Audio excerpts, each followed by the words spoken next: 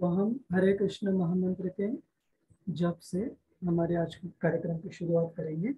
वैसे शुरुआत पहले हो गई है भगवत गीता के श्लोकों के रिसाइटेशन से, तो हम अभी जप करेंगे। हरे कृष्ण। जय श्री कृष्ण चैतन्य प्रभु नित्यानंद श्री अद्वैत गदाधर शिवासादि गौर भक्त वृंदा। हरे कृष्णा कृष्णा कृष्णा हरे हरे, हरे राम राम राम हरे हरे, हरे कृष्णा कृष्णा कृष्णा हरे हरे, हरे राम राम राम हरे हरे, हरे कृष्णा कृष्णा कृष्णा हरे हरे, हरे राम राम राम हरे हरे, हरे कृष्णा कृष्णा कृष्णा हरे हरे, हरे राम राम राम हरे हरे, हरे कृष्णा कृष्णा कृष्णा हरे हरे, हरे राम राम राम हरे हरे, हरे कृष्णा कृष्णा हरे हरे, हरे राम राम राम हरे हरे, हरे कृष्णा कृष्णा कृष्णा हरे हरे, हरे राम राम राम हरे हरे, हरे कृष्णा कृष्णा कृष्णा हरे हरे, हरे राम राम राम हरे हरे, हरे कृष्णा कृष्णा कृष्णा हरे हरे, हरे राम राम राम हरे हरे, हरे कृष्णा कृष्णा कृष्णा हरे हरे, हरे राम राम राम हरे हरे, हरे कृष्णा कृष्णा कृष्णा हरे हरे, हरे राम राम राम हरे हरे, हरे कृष्णा कृष्णा कृष्णा हरे हरे, हरे राम राम राम हरे हरे, हरे कृष्णा कृष्णा कृष्णा हरे हरे, हरे राम राम राम हरे हरे, हरे कृष्णा कृष्णा कृष्णा हरे हरे, हरे राम राम राम हरे हरे, हरे कृष्णा कृष्णा कृष्णा हरे हरे, हरे राम राम राम हरे हरे। हरे कृष्णा कृष्णा कृष्णा हरे हरे, हरे राम राम राम हरे हरे,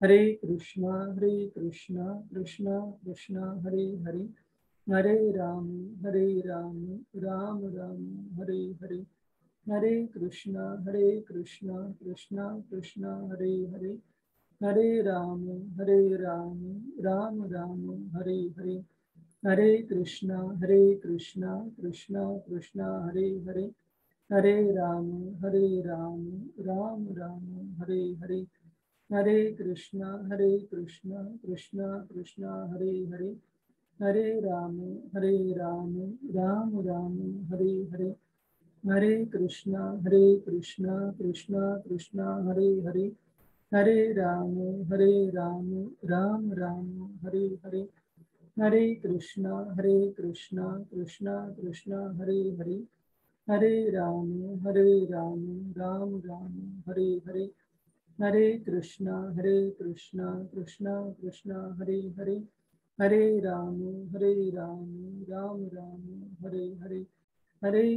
हरे कृष्णा कृष्णा कृष्णा हरे हरे, हरे राम राम राम हरे हरे, हरे कृष्णा कृष्णा कृष्णा हरे हरे, हरे राम राम राम हरे हरे, हरे कृष्णा कृष्णा कृष्णा हरे हरे, हरे राम राम राम हरे हरे, हरे कृष्णा कृष्णा कृष्णा हरे हरे, हरे राम राम राम हरे हरे, हरे कृष्णा कृष्णा कृष्णा हरे हरे, हरे राम राम राम हरे हरे, हरे कृष्णा कृष्णा कृष्णा हरे हरे, हरे राम राम राम हरे हरे, हरे कृष्णा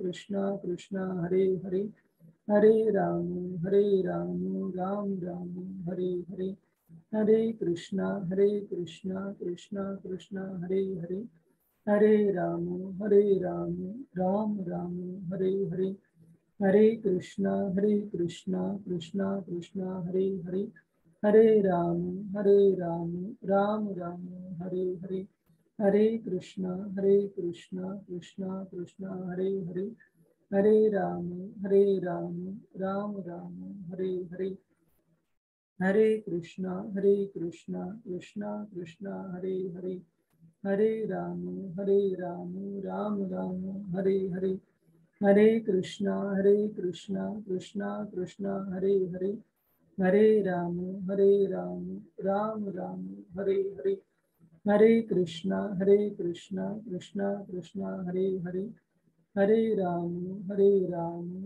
राम हरे हरे, हरे कृष्णा कृष्णा कृष्णा हरे हरे, हरे राम राम राम हरे हरे, हरे कृष्णा कृष्णा कृष्णा हरे हरे, हरे राम राम राम हरे हरे, हरे कृष्णा कृष्णा कृष्णा हरे हरे, हरे राम राम राम हरे हरे, हरे कृष्णा कृष्णा कृष्णा हरे हरे, हरे राम राम राम हरे हरे, हरे कृष्णा कृष्णा कृष्णा हरे हरे, हरे राम राम राम हरे हरे, हरे कृष्णा कृष्णा कृष्णा हरे हरे, हरे राम राम राम हरे हरे, हरे कृष्णा कृष्णा कृष्णा हरे हरे, हरे राम राम राम हरे हरे, हरे कृष्णा कृष्णा कृष्णा हरे हरे, हरे राम राम राम हरे हरे, हरे कृष्णा कृष्णा कृष्णा हरे हरे, हरे राम राम राम हरे हरे, हरे कृष्णा कृष्णा कृष्णा हरे हरे, हरे राम राम राम हरे हरे, हरे कृष्णा कृष्णा कृष्णा हरे हरे, हरे राम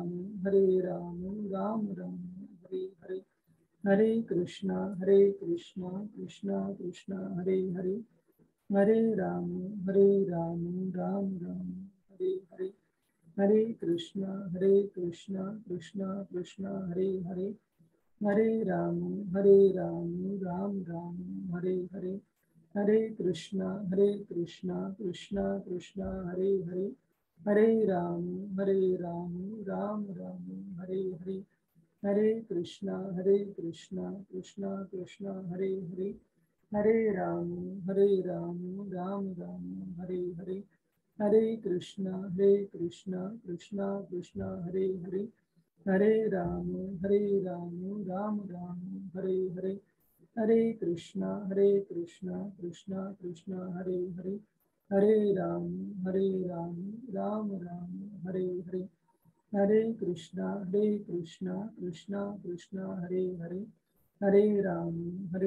हरे राम राम राम हरे हरे, हरे कृष्णा कृष्णा कृष्णा हरे हरे, हरे राम राम राम हरे हरे, हरे कृष्णा कृष्णा कृष्णा हरे हरे, हरे राम राम राम हरे हरे, हरे कृष्णा कृष्णा कृष्णा हरे हरे, हरे राम राम राम हरे हरे, हरे कृष्णा कृष्णा कृष्णा हरे हरे, हरे राम राम राम हरे हरे, हरे कृष्णा कृष्णा कृष्णा हरे हरे, हरे राम राम राम हरे हरे, हरे कृष्णा कृष्णा कृष्णा हरे हरे, हरे राम राम राम हरे हरे, जय श्री कृष्ण चैतन्य प्रभु नित्यानंद श्री अद्वैत गदाधर श्रीवास आदि गौर भक्तवृंद। हरे कृष्ण महामंत्र की जय। हरे कृष्ण।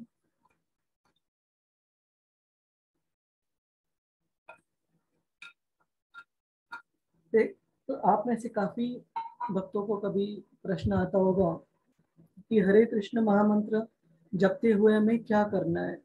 क्या भगवान कृष्ण का स्मरण करना है, भगवान कृष्ण की लीलाओं का स्मरण करना है।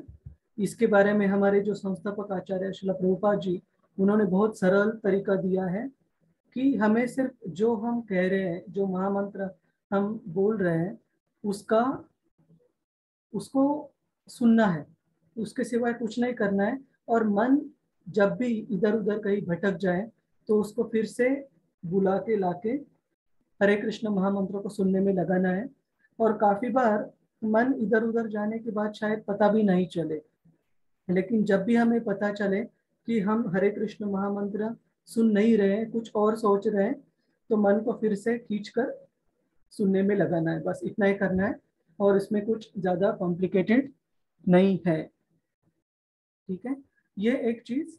और दूसरी चीज कि आज से लेके 7वें अध्याय से लेके 12वें अध्याय तक का जो भगवत गीता का पोर्शन, जो भाग हम चर्चा करने जा रहे हैं, बहुत बहुत महत्वपूर्ण भाग है।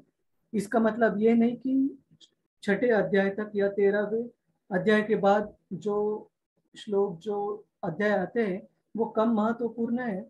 इसका मतलब ये है कि भगवत गीता की तुलना एक ज्वेल बॉक्स, एक अलंकारों की पेटी से की गई है। अलंकारों की पेटी से ऊपर से अच्छे से वेलवेट रहता है, अच्छे से कवरिंग रहता है, और नीचे से भी वेलवेट और बेस रहता है। और उस दो कवरिंग्स के बीच में जो अलंकार रहते हैं उसे रखते हैं हम।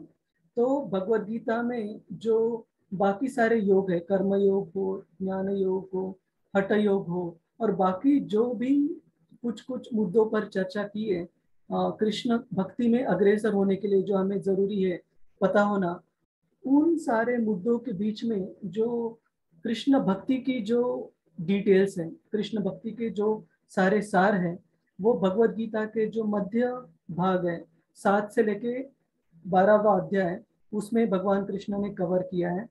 तो आपसे मेरी विनती है कि आप जितना हो सके ये सेशंस मिस मत होने दीजिएगा, क्योंकि बहुत महत्वपूर्ण सेशंस है, आज से लेके 7 से लेके 12 तक।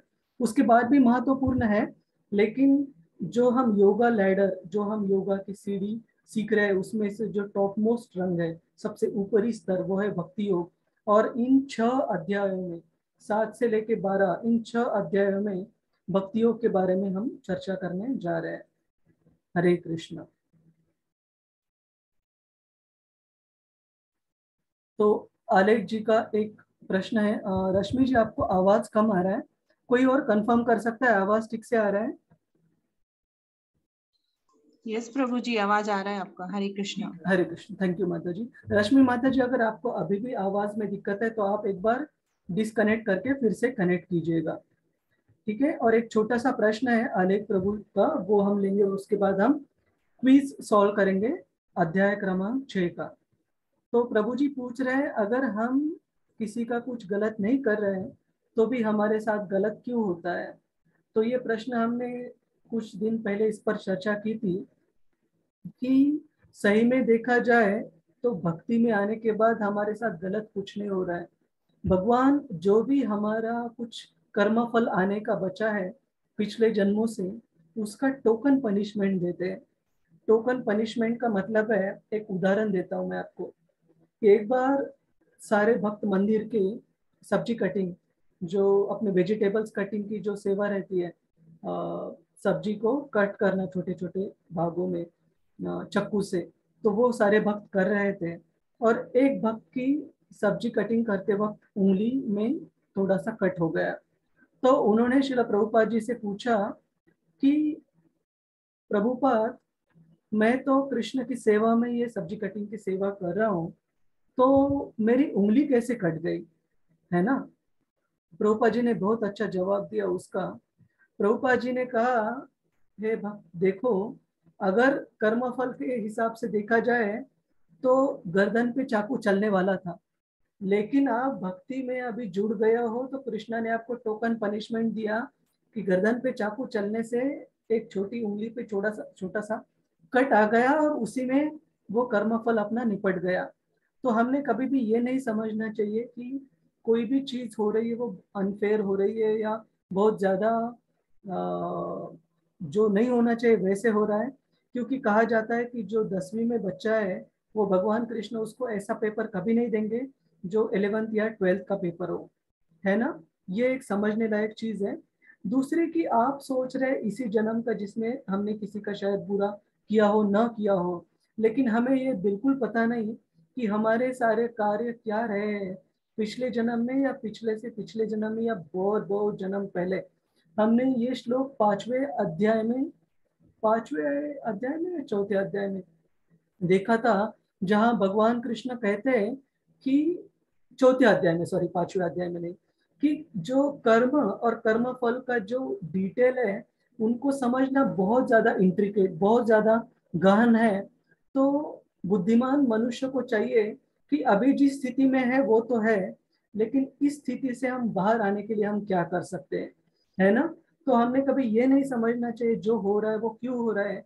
हमेशा ये समझना चाहिए कि मुश्किल हर एक मुश्किल हमारे जीवन में एक अपॉर्चुनिटी, एक उपलब्धि है, एक संधि है, जिसका इस्तेमाल करके हम भगवान कृष्ण में भक्ति में और अग्रसर हो सकते हैं।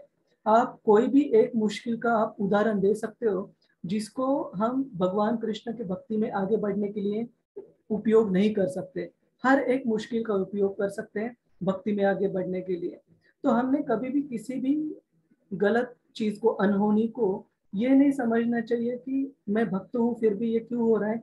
ये समझना चाहिए कि ये कृष्ण ने मुझे दिया हुआ टेस्ट है, एक परीक्षा है मेरे लिए, और इस परीक्षा में मैं अगर अच्छे से परफॉर्म करूँ तो ये मेरे लिए मौका है बहुत जल्दी प्रगति करने का भक्ति में, है ना। तो कोई भी मुश्किल हमने हमेशा भगवान की परीक्षा के रूप में स्वीकार करना चाहिए।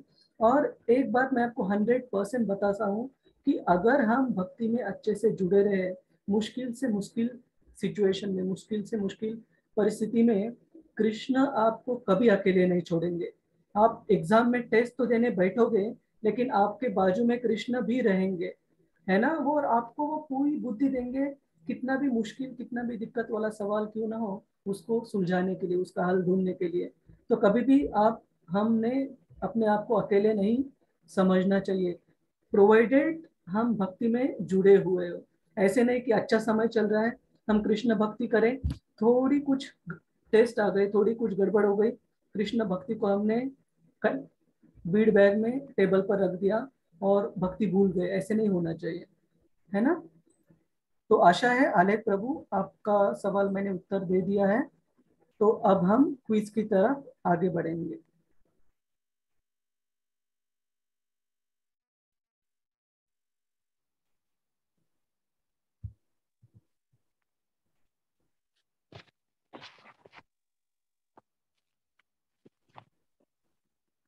हरे कृष्ण। आप सभी को क्विज दिख रहा है अध्याय क्रमांक 6 का।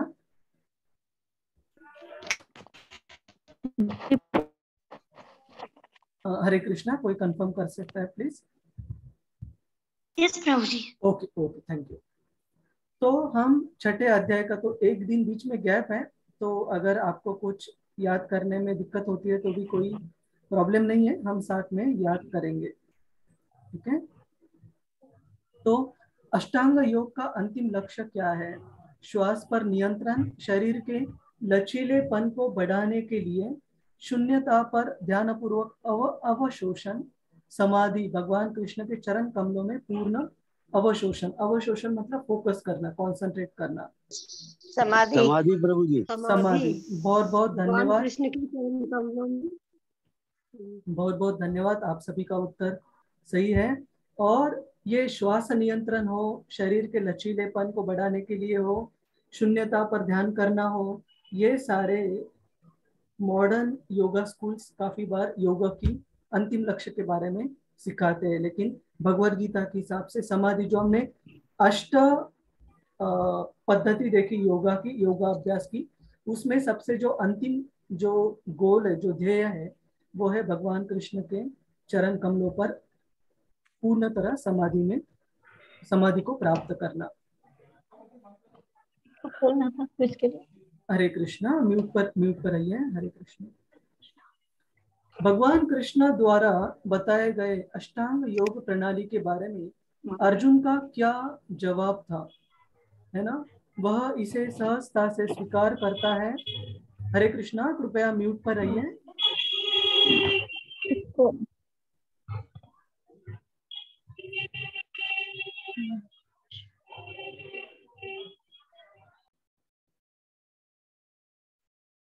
वह इसे सहजता से स्वीकार करता है। मन को वश में करना वायु को नियंत्रित करने से भी अधिक कठिन है। उसे इसके बारे में सोचने के लिए और समय चाहिए। वह इसके बारे में अधिक जानने के लिए उत्सुकता व्यक्त करता है और इसका अभ्यास आसान पाता है। तो बहुत मन को वायु मन को से करना भी कठिन है। हाँ हाँ, बहुत बहुत धन्यवाद। और मैं इन भक्तों से बात करना चाहूंगा जिनका कुछ और ख्याल है। इसमें से गलत या सही कुछ भी नहीं है, लेकिन आप बता सकते हैं आपको अगर ऑप्शन अलग लगता है। पूनम माता जी, आप अनम्यूट कीजिए एक बार। पूनम त्यागी माता जी, आपको डी ऑप्शन क्यों लगता है?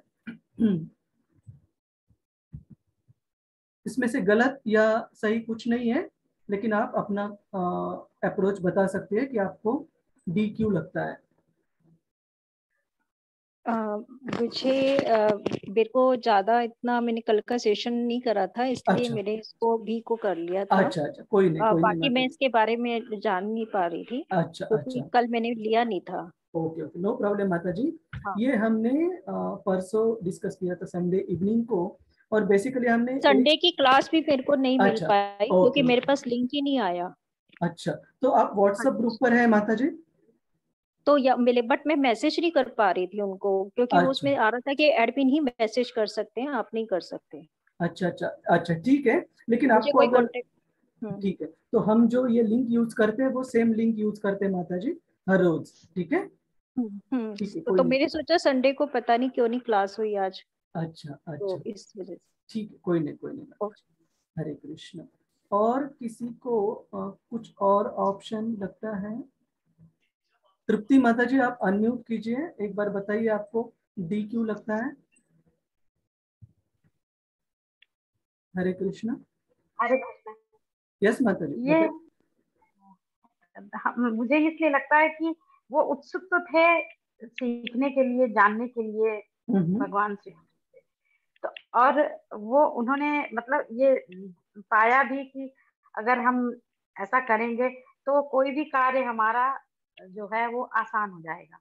हाँ देखिए, उसमें दो भाग है कि कृष्ण ने इतने सारे डिटेल्स बताए अष्टांग योग, हठ योग के बारे में, कि उस जो व्यक्ति है उसका बैठने का शैली कैसे होना चाहिए, किस चीज पर उसने बैठना चाहिए, किस स्थान पर बैठना चाहिए, बैठने के बाद उसका ध्यान कैसे होना चाहिए, और कौन से नियमों का उसने पालन करना चाहिए।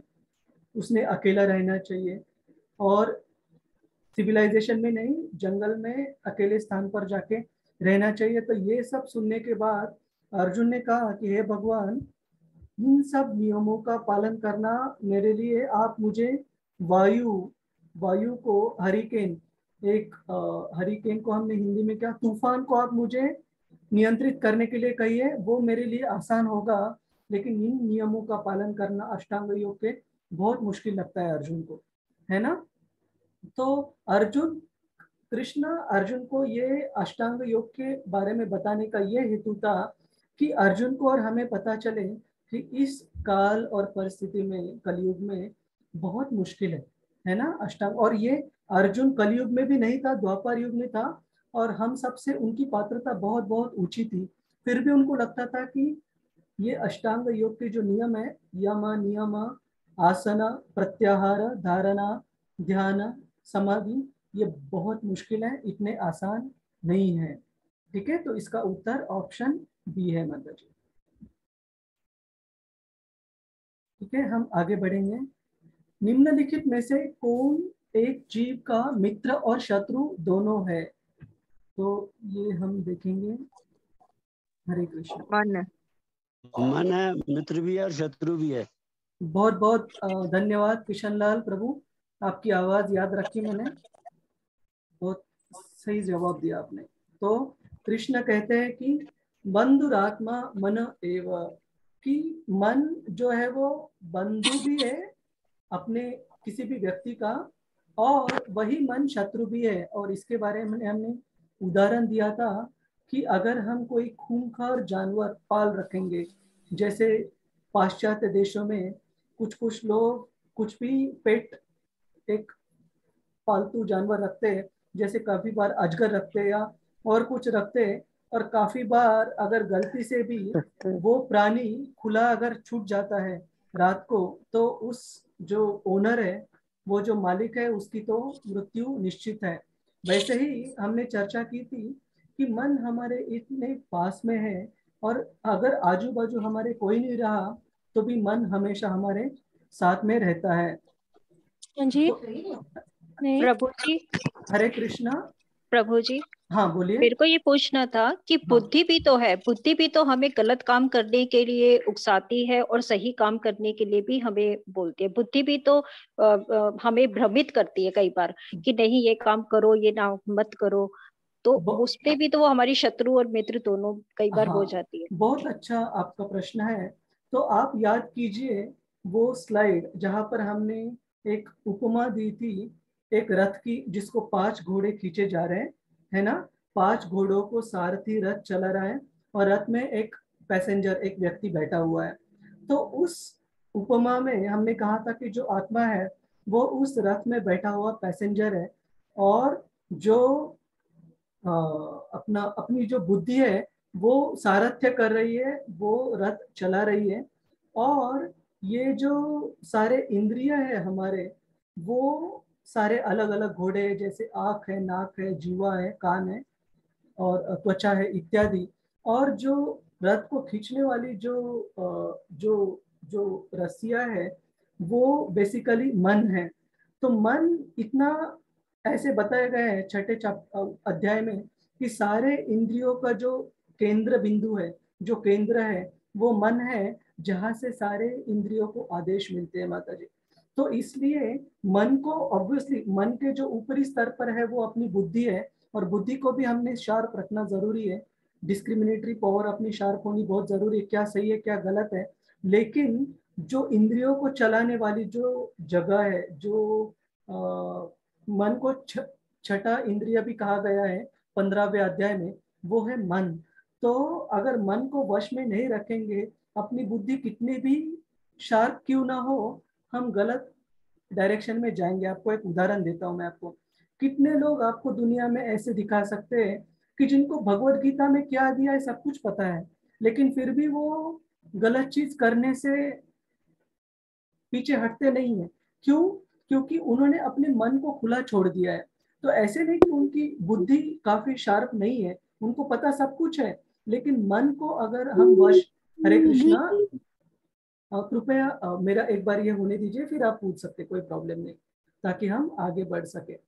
तो हम अगर मन को हमने खुला छोड़ दिया, बुद्धि कितनी भी बताने के लिए तैयार क्यों ना हो क्या सही है क्या गलत है, अगर मन नियंत्रण में नहीं रहे, अगर वो रस्सी नियंत्रण में नहीं रही, तो सारे घोड़े इधर उधर हमें रथ को खींच जाएंगे और खड्डे में जाएगा वो रथ। तो इसलिए, और ये कृष्ण ने खुद कहा है कि मन हमारा शत्रु है और हमारा मित्र भी है। तो क्यों वो ज्यादा महत्वपूर्ण है? बुद्धि उससे ऊपर है, लेकिन सिर्फ बुद्धि को पता होके फायदा नहीं है क्या सही है क्या गलत है। मन को भी नियंत्रित करना, उसको भी वश में रखना बहुत जरूरी है। ठीक है माता जी। धन्यवाद जी हरे प्रभु जी। हरे कृष्ण, हरे कृष्ण। तो हम आगे बढ़ते हैं।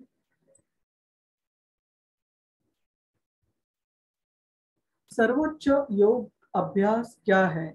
अष्टांग योग, कर्म योग, भक्ति योग, ज्ञान योग। ज्ञान योग। भक्ति योग। भक्ति योग। अच्छा, तो मैं कोई भी उत्तर इसमें से गलत या सही नहीं बताऊंगा, मुझे एक वॉलंटियर चाहिए बताने के लिए कि जो भी उत्तर आप बोल रहे हो वो सर्वश्रेष्ठ क्यों है। तो प्लीज अपना हाथ रेज कीजिए, हाथ ऊपर कीजिए। Don't directly answer, you can raise your hand. And Brajesh ji unmute कीजिए आप। ब्रजेश प्रभु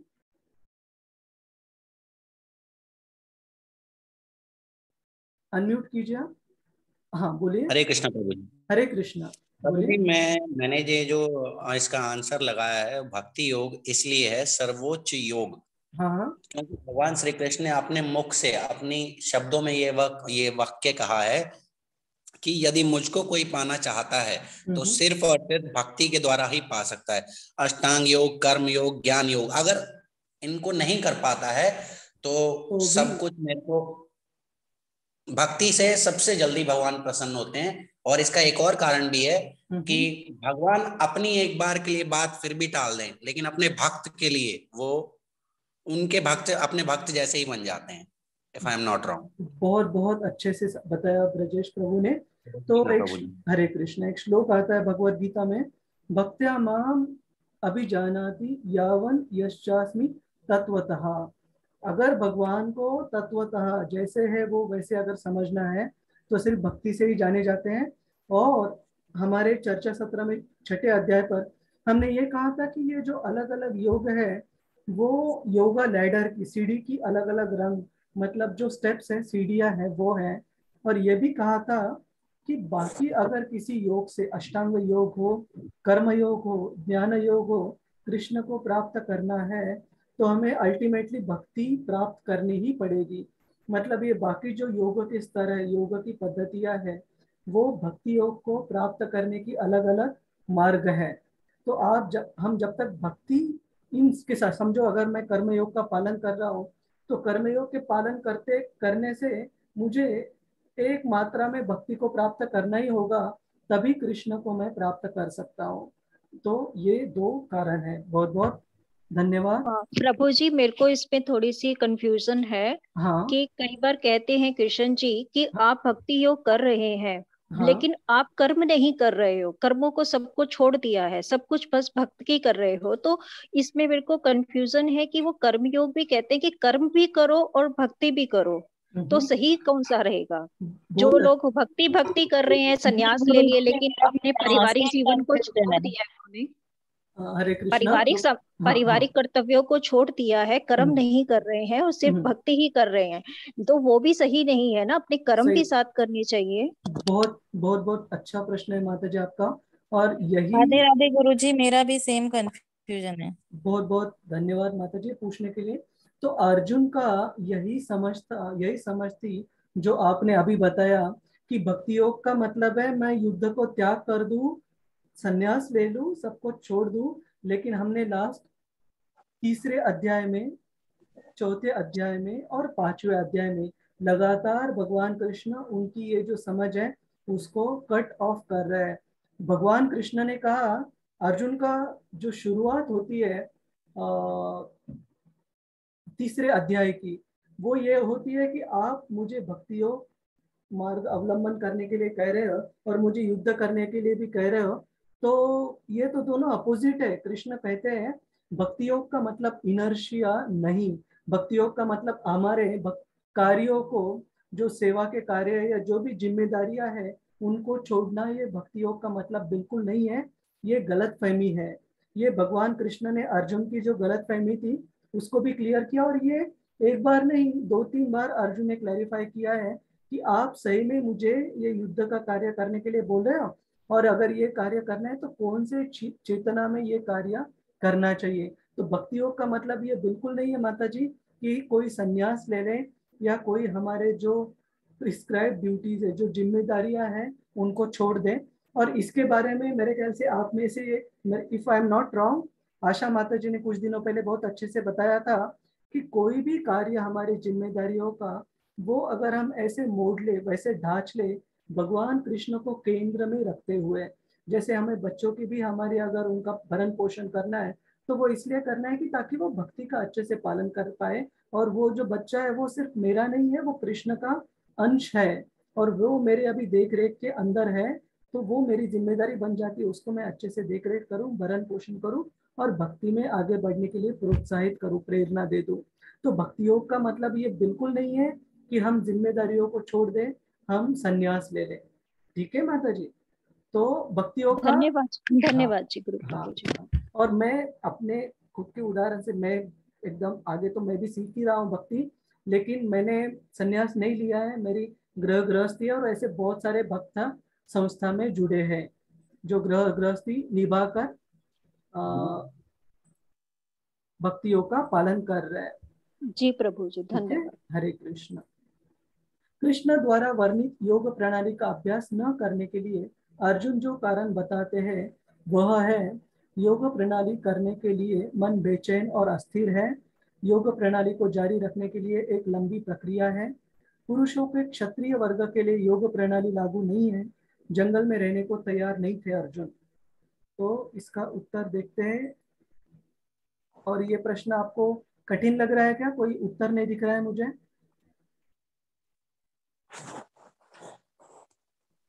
ठीक है, तो अभा माता जी बोलती है ए, मनोज प्रभु बोल रहे हैं बी। ए। तो इसका उत्तर है कि अर्जुन कहते हैं ये योग प्रणाली करने के लिए जो मन है उसको वश करना प्राइमरी है। जैसे समझो गणित रहता है, गणित में ऊपरी स्तर का गणित होता है, डेरिवेटिव्स, इंटीग्रेशन, जो 12th में या उससे आगे भी पढ़ाते हैं, है ना। लेकिन वो इंटीग्रेशन, डेरिवेटिव अगर हमें सीखना है, सबसे पहले हमें 1 + 1, 2 + 2, तो समेशन, सब्सट्रैक्शन हमें सीखना पड़ेगा, तभी हम इंटीग्रेशन, डेरिवेटिव समझ पाएंगे। वैसे ये अष्टांग योग तो बहुत दूर की चीज है, उसका जो सबसे ABCD है वो है मन को नियंत्रित करना। बिना मन को नियंत्रित करे हुए कोई भी योग सक्सेसफुल मतलब हम हिंदी में क्या बोलते हैं, यशस्वी नहीं हो सकता। कोई भी योग अभ्यास यशस्वी नहीं हो सकता। इसलिए अर्जुन कहते हैं कि मन बहुत बेचैन और अस्थिर है, तो इसलिए ये अष्टांग योग की प्रक्रिया बहुत ज्यादा दिक्कतों वाली है। ठीक है, तो योग प्रणाली जारी रखने की एक लंबी प्रक्रिया, ये मैं गलत नहीं बोल रहा हूँ, ये उत्तर गलत नहीं है, लेकिन जो सबसे करेक्ट उत्तर, जो सबसे सही जवाब है, जो अर्जुन ने मेन कारण बताया, ऐसे नहीं था कि अर्जुन लंबी प्रक्रिया करने के लिए पेशेंट नहीं थे, बहुत पात्र व्यक्ति थे। अगर लंबी प्रक्रिया भी भक्ति की होती तो वो उसके लिए भी राजी हो जाते, तो वो उनका मेन कारण नहीं था ना बोलने के लिए। ठीक है, हरे कृष्ण। गुरु जी, हाँ प्रभु जी, इसमें ये नहीं होना चाहिए था कि योग प्रणाली करने के लिए मन जो है वो स्थिर करना होना चाहिए। इसमें बेचैन और अस्थिरता होने से कंफ्यूजन आ रही है, क्योंकि हमें तो मन को और अपने शरीर को स्थिर करना है, और इसमें लिखा है अस्थिर। ऐसे हो सकता है माता जी कि जिन्होंने ये अनुवाद किया वो मेरे जैसे हो सकता है, जिनकी इतनी हिंदी अच्छी नहीं है, तो लेकिन हाँ, आप जो बोल रहे वो सही है। बेसिकली अर्जुन बोलते हैं कि माइंड इज रेस्टलेस कृष्णा, वो बहुत, तो मुझे लगता है उसका उन्होंने जो अनुवाद है वो बेचैन और अस्थिर किया होगा शायद। ठीक है, नहीं प्रभु जी, ठीक है, मन अस्थिर और बेचैन है तभी तो वो नहीं लग पा रहा ना उसमें। ठीक है, दोनों में फर्क नहीं है बस, लेकिन ये मेन कारण दिया था अर्जुन ने अष्टांग योग पालन न करने के लिए। और व्हाट इज योगा, ये बहुत महत्वपूर्ण है, और मुझे आप में से चाहिए कि ये वर्ब, जो बेसिक धातु है योग शब्द का, उसका अर्थ क्या है, योगा क्या है, पहले तो ये उत्तर देखते हैं। जी प्रभु जी। हरे कृष्ण। हाँ जी, सर्वोच्च भगवान से संबंध। हाँ, ये अच्छा। और शीलू माता जी, आप प्लीज अनम्यूट कीजिए और मुझे बताइए कि आपको ऑप्शन बी क्यों लगता है।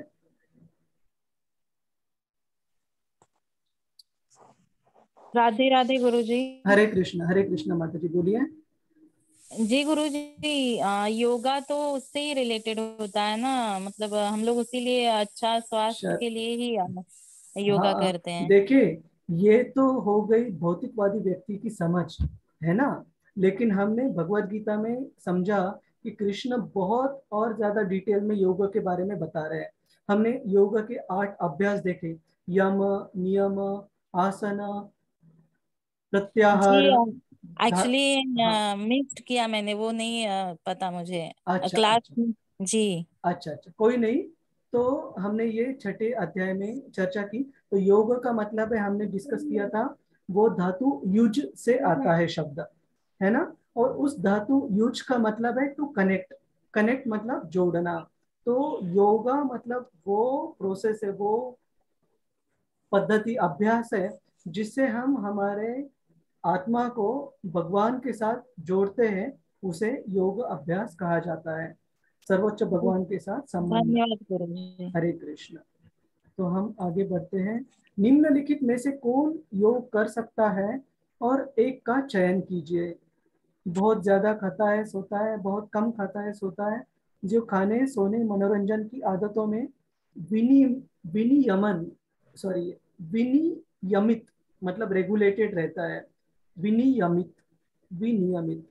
और जो बहुत कम सोता है और बहुत ज्यादा खाता है, कौन सा व्यक्ति योग कर सकता है?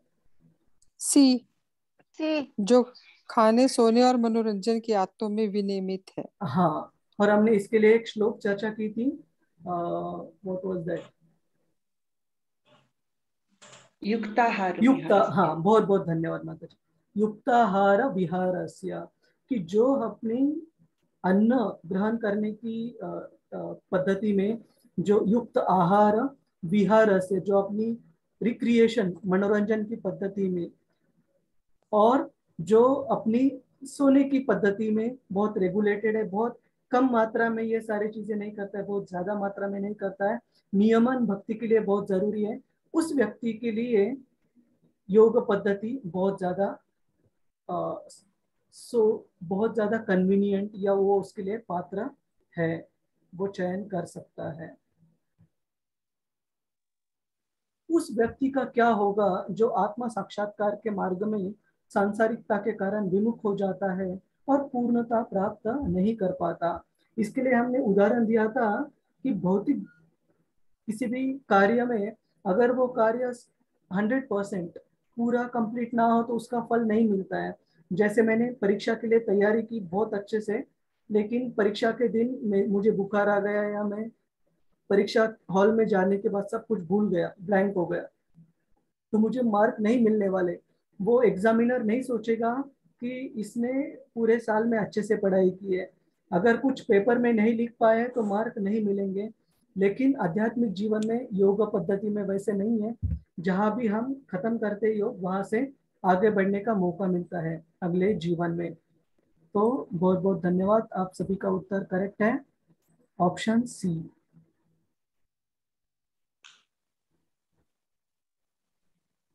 कलयुग के युग में किस प्रकार का यज्ञ उपयुक्त है?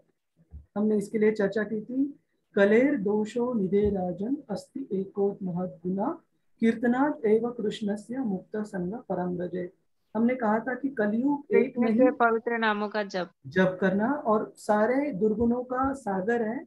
कलेर दोष निधे, निधे मतलब समुंदर है पूरे गलतियों का।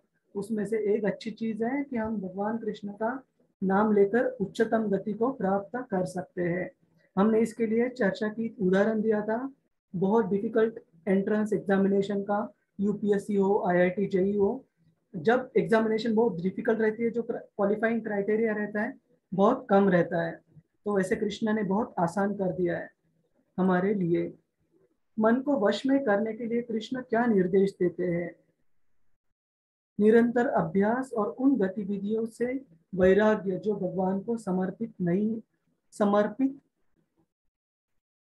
ये नहीं होना चाहिए, जो समर्पित है ऐसे होना चाहिए, ठीक है, नहीं होना चाहिए। आप काश पर ध्यान, कामुक सुख में लिप्त, मानसिक स्वास्थ्य के लिए योग करने से। तो इसका उत्तर, हाँ, बहुत बहुत धन्यवाद माता जी, हरे कृष्णा।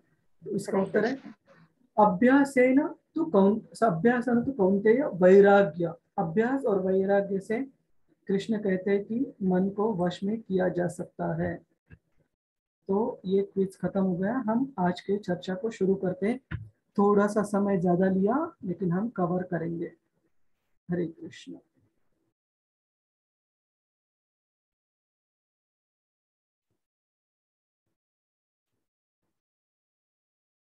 आप सभी को ये स्लाइड्स दिख रही है, कोई ये कंफर्म कर सकता है?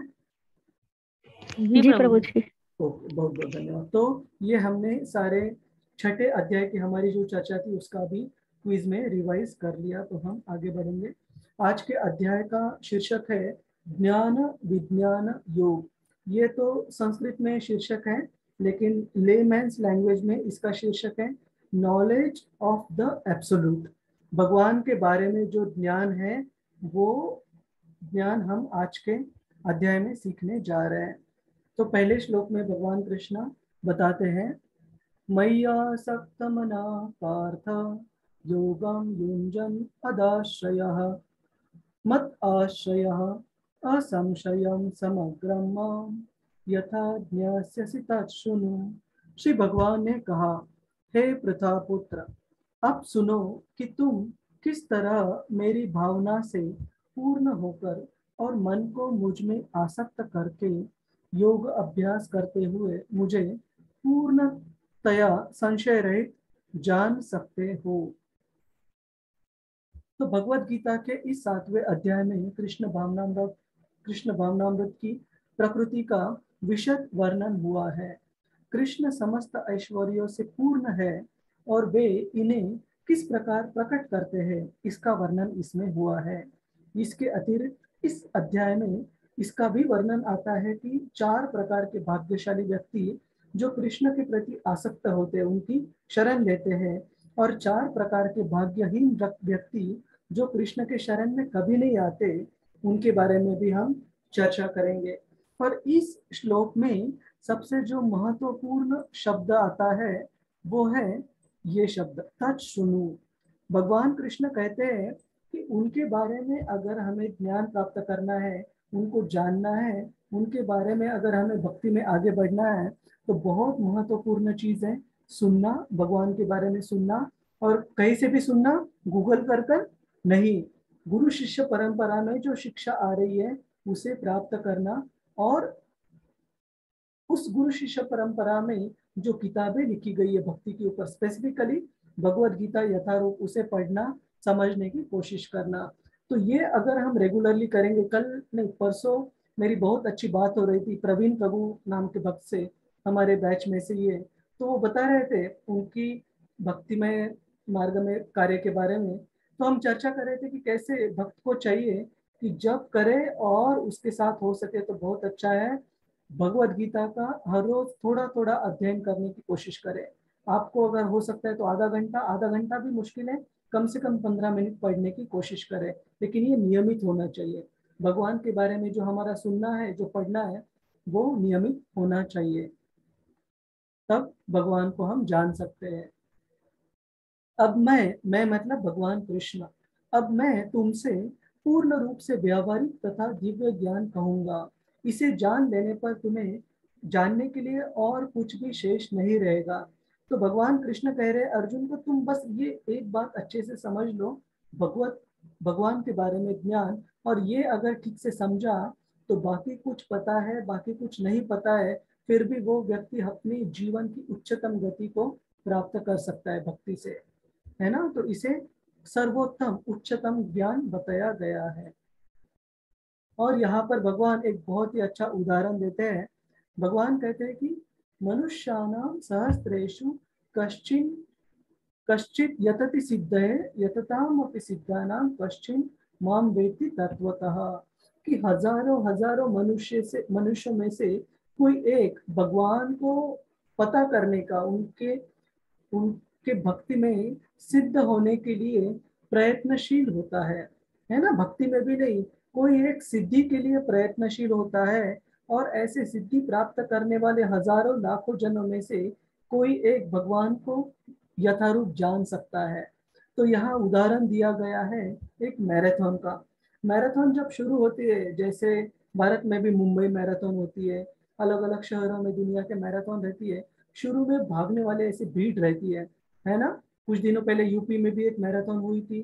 तो जब शुरू होती है मैराथन तो भीड़ रहती है जहाँ बहुत सारे लोग भाग लेते हैं, लेकिन वो मैराथन 100 मीटर 200 मीटर की नहीं रहती, कई सारे किलोमीटर्स लंबी रहती है ना।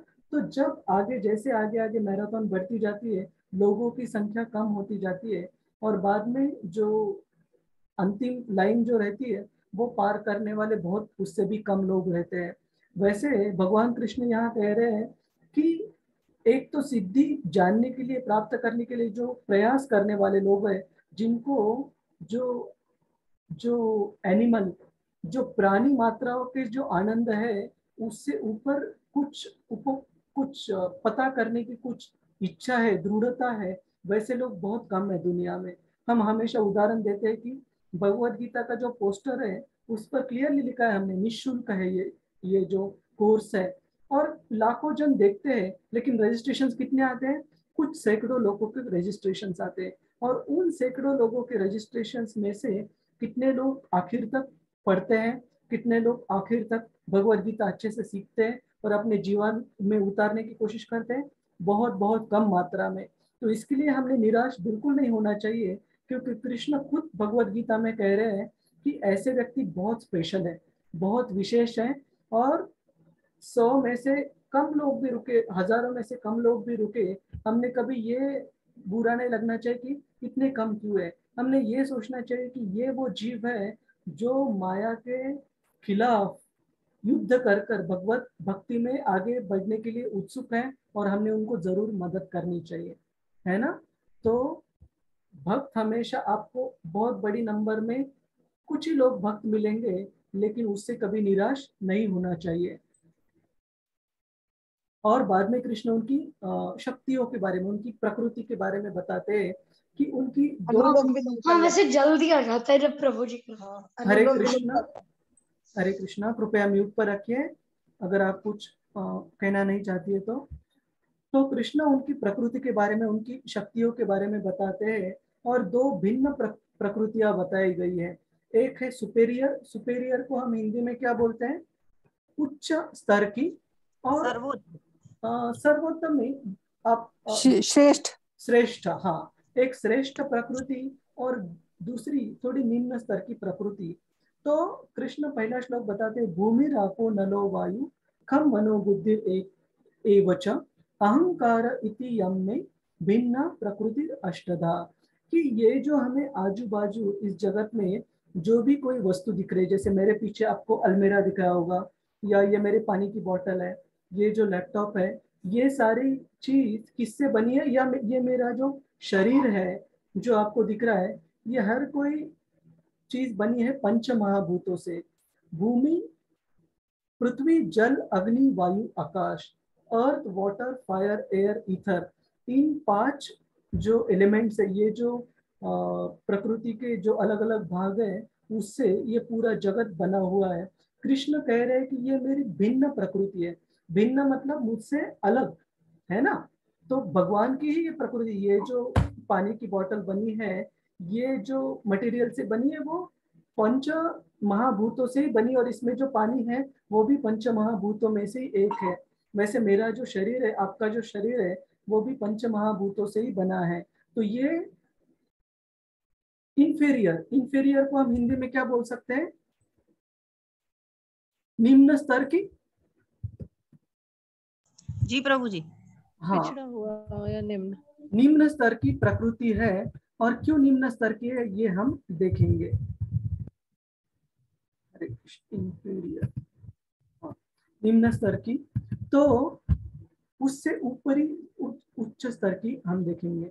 अगले श्लोक में कृष्ण बताते, 5वें श्लोक में, हे महाबाहु अर्जुन, इसके अतिरिक्त मेरी अन्य एक शक्ति है। और वो कौन सी शक्ति है? परा। परा मतलब उसके पार, वो परा शक्ति है। कौन से शक्ति से पार है? जो निम्न स्तर की प्रकृति है उससे परा है एक शक्ति भगवान की। वो कौन सी शक्ति है? जो जीवों से युक्त है, जो इस भौतिक अपरा प्रकृति के साधनों का विदोहन कर रहे हैं। ये जो परा शक्ति है, जो श्रेष्ठ शक्ति है भगवान की, वो है जीवात्मा, है ना। जिसमें मनुष्य आते हैं, प्राणी मात्र आते हैं, वृक्ष इत्यादि, जो भी आपको जीवित कोई भी जीव इस भौतिक जगत में दिखे, वो भगवान की परा प्रकृति है। और कोई भी मैटर, कोई भी वस्तु जो निर्जीव है इस जगत में देखे, इंक्लूडिंग हमारा शरीर। आप बोलोगे प्रभु जी शरीर निर्जीव कैसे बोल रहे हो? क्योंकि आत्मा जब इस शरीर को छोड़ देता है तो ये शरीर बिल्कुल आगे बढ़ नहीं सकता, तुरंत ये पेल हो जाएगा। पेल मतलब इसका जो इफल्जेंस है वो पूरा डल हो जाएगा ये शरीर, है ना। तो शरीर और जो भी वस्तुएं इस जगत में बनी है वो अपरा शक्ति है, मतलब निम्न स्तर की शक्ति है, और जो जीवात्माएं है वो श्रेष्ठ स्तर की शक्ति है भगवान की, लेकिन दोनों भगवान की ही शक्ति है। और सारे प्राणियों का उद्गम इन दोनों शक्तियों में है। इस जगत में जो कुछ भी भौतिक तथा आध्यात्मिक है उसकी उत्पत्ति तथा प्रलय मुझे ही जानो। तो सारे जीवों का जो उगम रहता है वो इस शक्ति से ही होता है। कौन सी? अपरा शक्ति, मतलब जो जो भौतिक प्रकृति है, और पराशक्ति मतलब जो जीवात्माएं हैं, जो भगवान की श्रेष्ठ शक्ति है। तो आप पूछोगे कि भौतिक शक्ति से मतलब जो परा प्रकृति अपरा जो शक्ति है भगवान की, उससे हम कैसे उसका भी योगदान है। जैसे हम हमारे माता और पिता उनके शरीर के माध्यम से बच्चे का शरीर बनता है, तो उनका भी शरीर तो हमारे जैसे पंचमहाभूतों से बना है।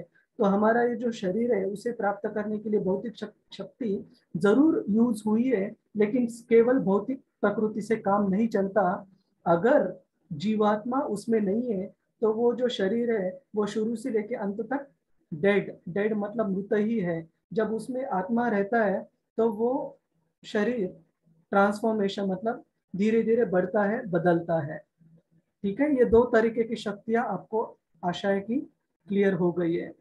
हे धनंजय, अभी कृष्ण उनके बारे में बताते हैं कि हे धनंजय, मुझसे श्रेष्ठ कोई सत्य नहीं है। जिस प्रकार मोती धागे में गूंथे, ये मेरे ख्याल से गूंफे होना चाहिए, स्ट्रंग, जैसे गूंफे रहते हैं, उसी प्रकार सब कुछ भगवान पर ही आश्रित है।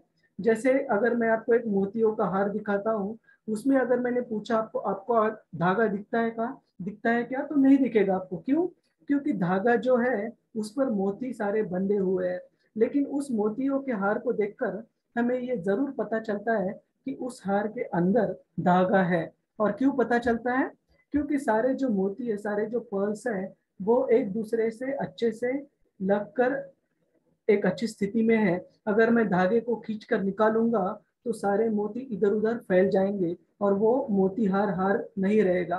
वैसे ही भगवान कृष्ण कहते हैं कि इस सारे जो कॉस्मिक मैनिफेस्टेशन, ये सारा जो निर्माण है जगत का, आप ये समझ लो कि मैं उस मोतीहार का जो धागा रहता है अंदर का, जो पूरे सारे मोतियों को एक साथ बंधे हुए रखता है, वैसे मैं इस सारे जगत का जो अंडरलाइन बेसिस हूँ, जो आश्रय हूँ।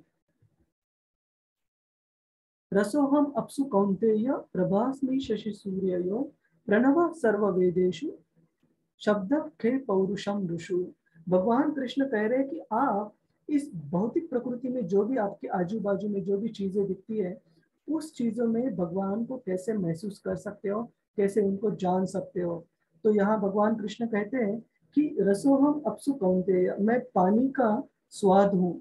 अगर हम बहुत प्यासे रहे, है ना, कोई हमें अगर बहुत ही महंगी वाली कोई ड्रिंक, जैसे कुछ भी समझ लो, आम का रस ऑफर करे, लस्सी ऑफर करे, अपनी जो हमारी जो प्यास है वो तब तक अच्छे से नहीं बुझ पाएगी जब तक हमें शुद्ध पानी प्राप्त नहीं होता। अगर हमें एक्सपेंसिव से एक्सपेंसिव लेके कोई ड्रिंक भी हमें दे दे तो भी हमें तब तक हमारा जो हमारी सेटिस्फेक्शन मतलब संतुष्टि नहीं होगी जब तक हमें शुद्ध पानी पीने के लिए नहीं मिलेगा। क्योंकि जो पानी का जो टेस्ट है, जो उसकी खासियत है, वो किसी और पेय में हमें नहीं मिल सकती। तो कृष्ण कह रहे हैं कि वो जो जल का स्वाद है वो समझ लो कि मैं हूँ, कृष्ण है। और कृष्ण कह रहे हैं कि जो सूर्य है, जो चंद्रमा है, उनकी जो प्रकाश है वो समझ लो कि वो भी भगवान कृष्ण है। वैदिक मंत्रों में भगवान कृष्ण कह रहे हैं मैं ओंकार हूँ, आकाश में मैं ध्वनि हूँ, और मनुष्य में मैं सामर्थ्य हूँ, एबिलिटी इन मैन। और ये बहुत अच्छे से कृष्ण और श्लोकों में भी समझाते हैं। जैसे वो व्यक्ति की योग्यता है, वो पृथ्वी का सुगंध है, वो एक आग की जो जो जलाने की जो क्षमता है वो भगवान कृष्ण है। सारे जीवात्माओं की जो उनमें जो जीवन है, उनमें जो जिंदगी है वो भगवान कृष्ण है। सारे तपस्वियों की तपस्या वो भगवान कृष्ण है। तो ये सारी चीजें भगवान ने, और एंड में ये भी दिया है कि जो धर्मों के अनुसार जो माता पिता बच्चे इस जगत में लाते संस्कार कर कर, गर्भदान संस्कार और बाकी भी संस्कार दिए गए, और बच्चे जन्म होने के बाद उनको कुत्ते बिल्ली जैसे बड़े नहीं होने देते, उनको अच्छे से संस्कार के थ्रू बड़े करते हैं। सिर्फ उनकी भौतिक शरीर का भरण पोषण नहीं करते, उनको अध्यात्म में भी आगे बढ़ने के लिए प्रेरणा देते, प्रोत्साहन देते। तो कृष्ण कहते कि ऐसे माता पिता जो बच्चों को, ऐसे भक्तों को इस जीवन में ला रहे हैं, उनका जो काम जीवन है वो भी भौतिकवादी नहीं है, वो भी भौतिक नहीं है, वो आध्यात्मिक है।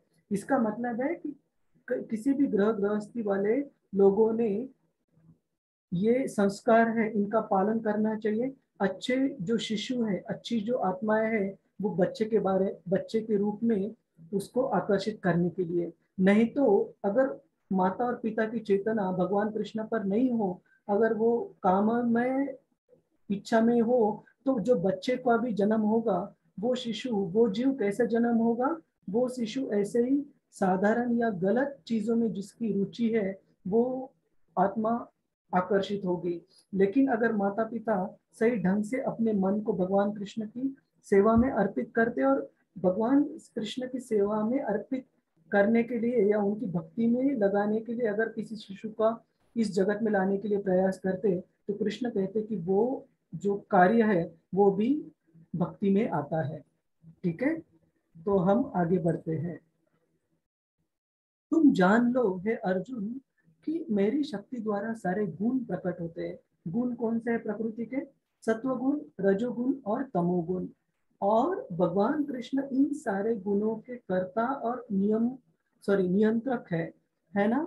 और भगवान कृष्ण इन सारे प्रकृति के गुणों में अधीन नहीं है। मतलब आपके मेरे जो भी भौतिक कार्य रहते हैं, जैसे बच्ची ने मेरे कुछ गड़बड़ कर दिया, तो मैंने वैसे गुस्सा नहीं होना चाहिए, लेकिन कभी अगर कोई माता पिता, अगर मैं भी कभी गुस्सा होता हूँ, तो हम गुस्सा होते हैं क्योंकि हम अभी भी प्रकृति के गुणों के अधीन है।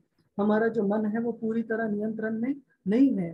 तो अलग अलग जो प्रकृति के गुण रहते, कभी सत्व गुण रहता है, कभी कोई बहुत अच्छी चीज करने का मन करता है, कभी रजोगुण ज्यादा रहता है, तो कभी बहुत ज्यादा हार्ड वर्क, बहुत ज्यादा पैशनेट काम करने का मन करता है, बहुत ज्यादा तीखा या स्पाइसी खाने का मन करता है। ये रजोगुण का एक लक्षण है। और बहुत ज्यादा तमोगुण में अगर रहेंगे हम, बहुत ज्यादा सोने को मन करता है, कुछ कार्य करने को मन बिल्कुल नहीं करता है, आलसी लगता है व्यक्ति को, तब तमोगुण बहुत ज्यादा रहता है। तो कृष्ण कहते हैं कि ये जो 3 गुण है वो भगवान कृष्ण से ही प्राप्त होते हैं, और भगवान कृष्ण इन गुणों के अधीन नहीं है, वो उनके परे है। और 3 गुणों में जो मोहग्रस्त संसार के जो लोग रहते हैं, वो भगवान के गुणों को, भगवान के स्तर को कभी भी ठीक से समझ नहीं पाते।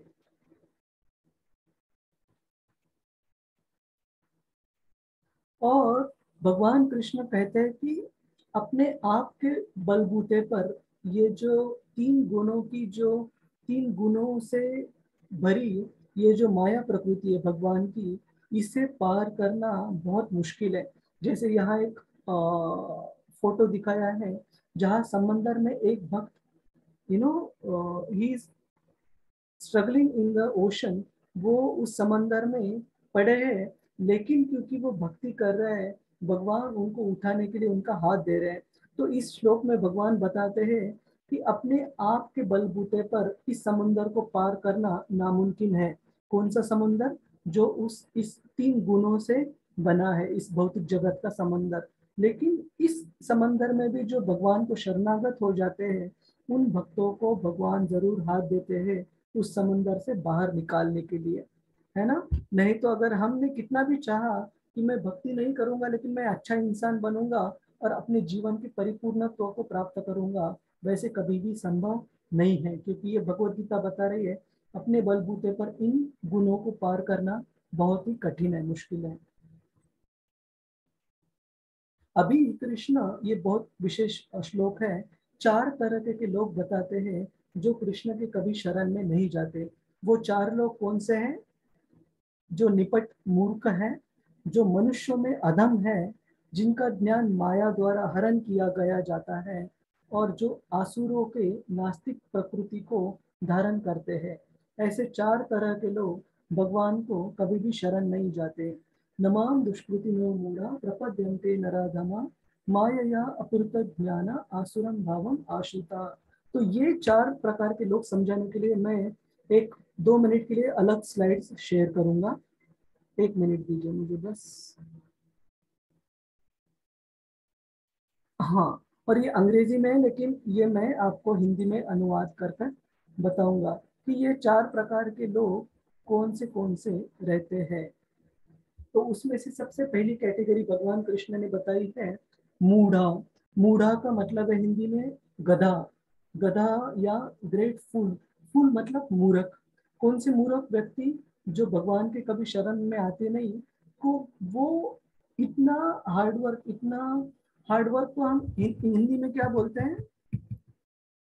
हार्ड वर्क, परिश्रमी, कठिन परिश्रम।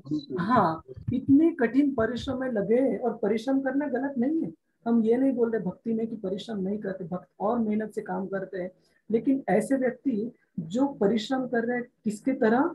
एक गधे की तरह। गधा कैसे करता है? उसको पता नहीं रहता कि मैं क्यों इतना परिश्रम करता हूँ। एंड में उसको दिन में एक मिलता है गाजर या मूली, उसके जो मालिक रहता है, लेकिन उसके लिए परिश्रम बहुत ज्यादा करना पड़ता है उसको।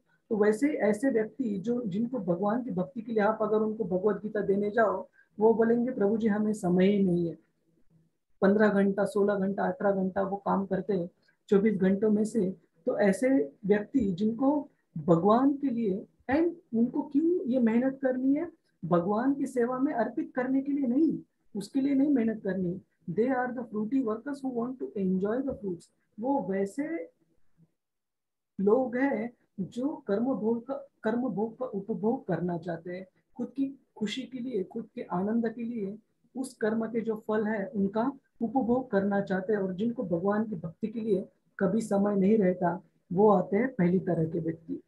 दूसरे तरह के व्यक्ति है जो नराधमाज। नराधमाज मतलब ऐसे व्यक्ति, श्रील प्रभुपाद बताते हैं कि सोशली जो सामाजिक रूप से या राजनैतिक रूप से बहुत प्रगत प्रगत प्रगत है, लेकिन जिनको रिलीजियस प्रिंसिपल, जिनको मतलब धार्मिक जो तत्व रहते हैं, वो ना तो कुछ पता है और ना तो कुछ वो पता करना चाहते हैं, पालन करना चाहते हैं। मतलब बाहरी दुनिया में देखें तो ये लोग बहुत एडवांस रहते हैं, लेकिन इनको जो धर्म का जो बेसिक ज्ञान है, जो बेसिक नियम है, उसका भी पालन करना उनको नहीं करना होता। तो वैसे लोगों को कहा गया है नराधम लोग, कि वो बाहर से तो बहुत पॉलिश लगते हैं, लेकिन भक्ति के तत्वों का उनको जीरो ज्ञान है। और तीसरे लोग आते हैं माया अपूर्त ज्ञान। माया अपूर्त ज्ञान का मतलब है वैसे लोग जिनका जो ज्ञान है, जिनकी जो बुद्धि है, उसका माया अपहरण, अपहरण मतलब जिसको माया भगा लेके जाती है उनकी बुद्धि को। जैसे कि ये जो फिलोसोफर्स मतलब थिंकर्स, फिलोसोफर्स को हम हिंदी में तत्वज्ञानी लोग, तत्वज्ञानी लोग, जो कवि लोग, जो लेखक लोग, जिनको हम सारे लेखकों को, कवि को बुरा नहीं कह रहे हैं, लेकिन जो लोग वो उसमें ही रमन करते रहते हैं, लेकिन जिनको भक्ति में बिल्कुल रुचि नहीं है, वो व्यक्ति मतलब ऐसे व्यक्ति जिनका माया ने बुद्धि उनकी हरण कर ली है, वैसे व्यक्तियों को भगवान कृष्ण के शरण में जाने में बिल्कुल रुचि नहीं रहती। और चौथी श्रेणी में जो लोग आते हैं आसुरम भावम आश्रिता। आसुरम भावम आश्रिता मतलब ऐसे लोग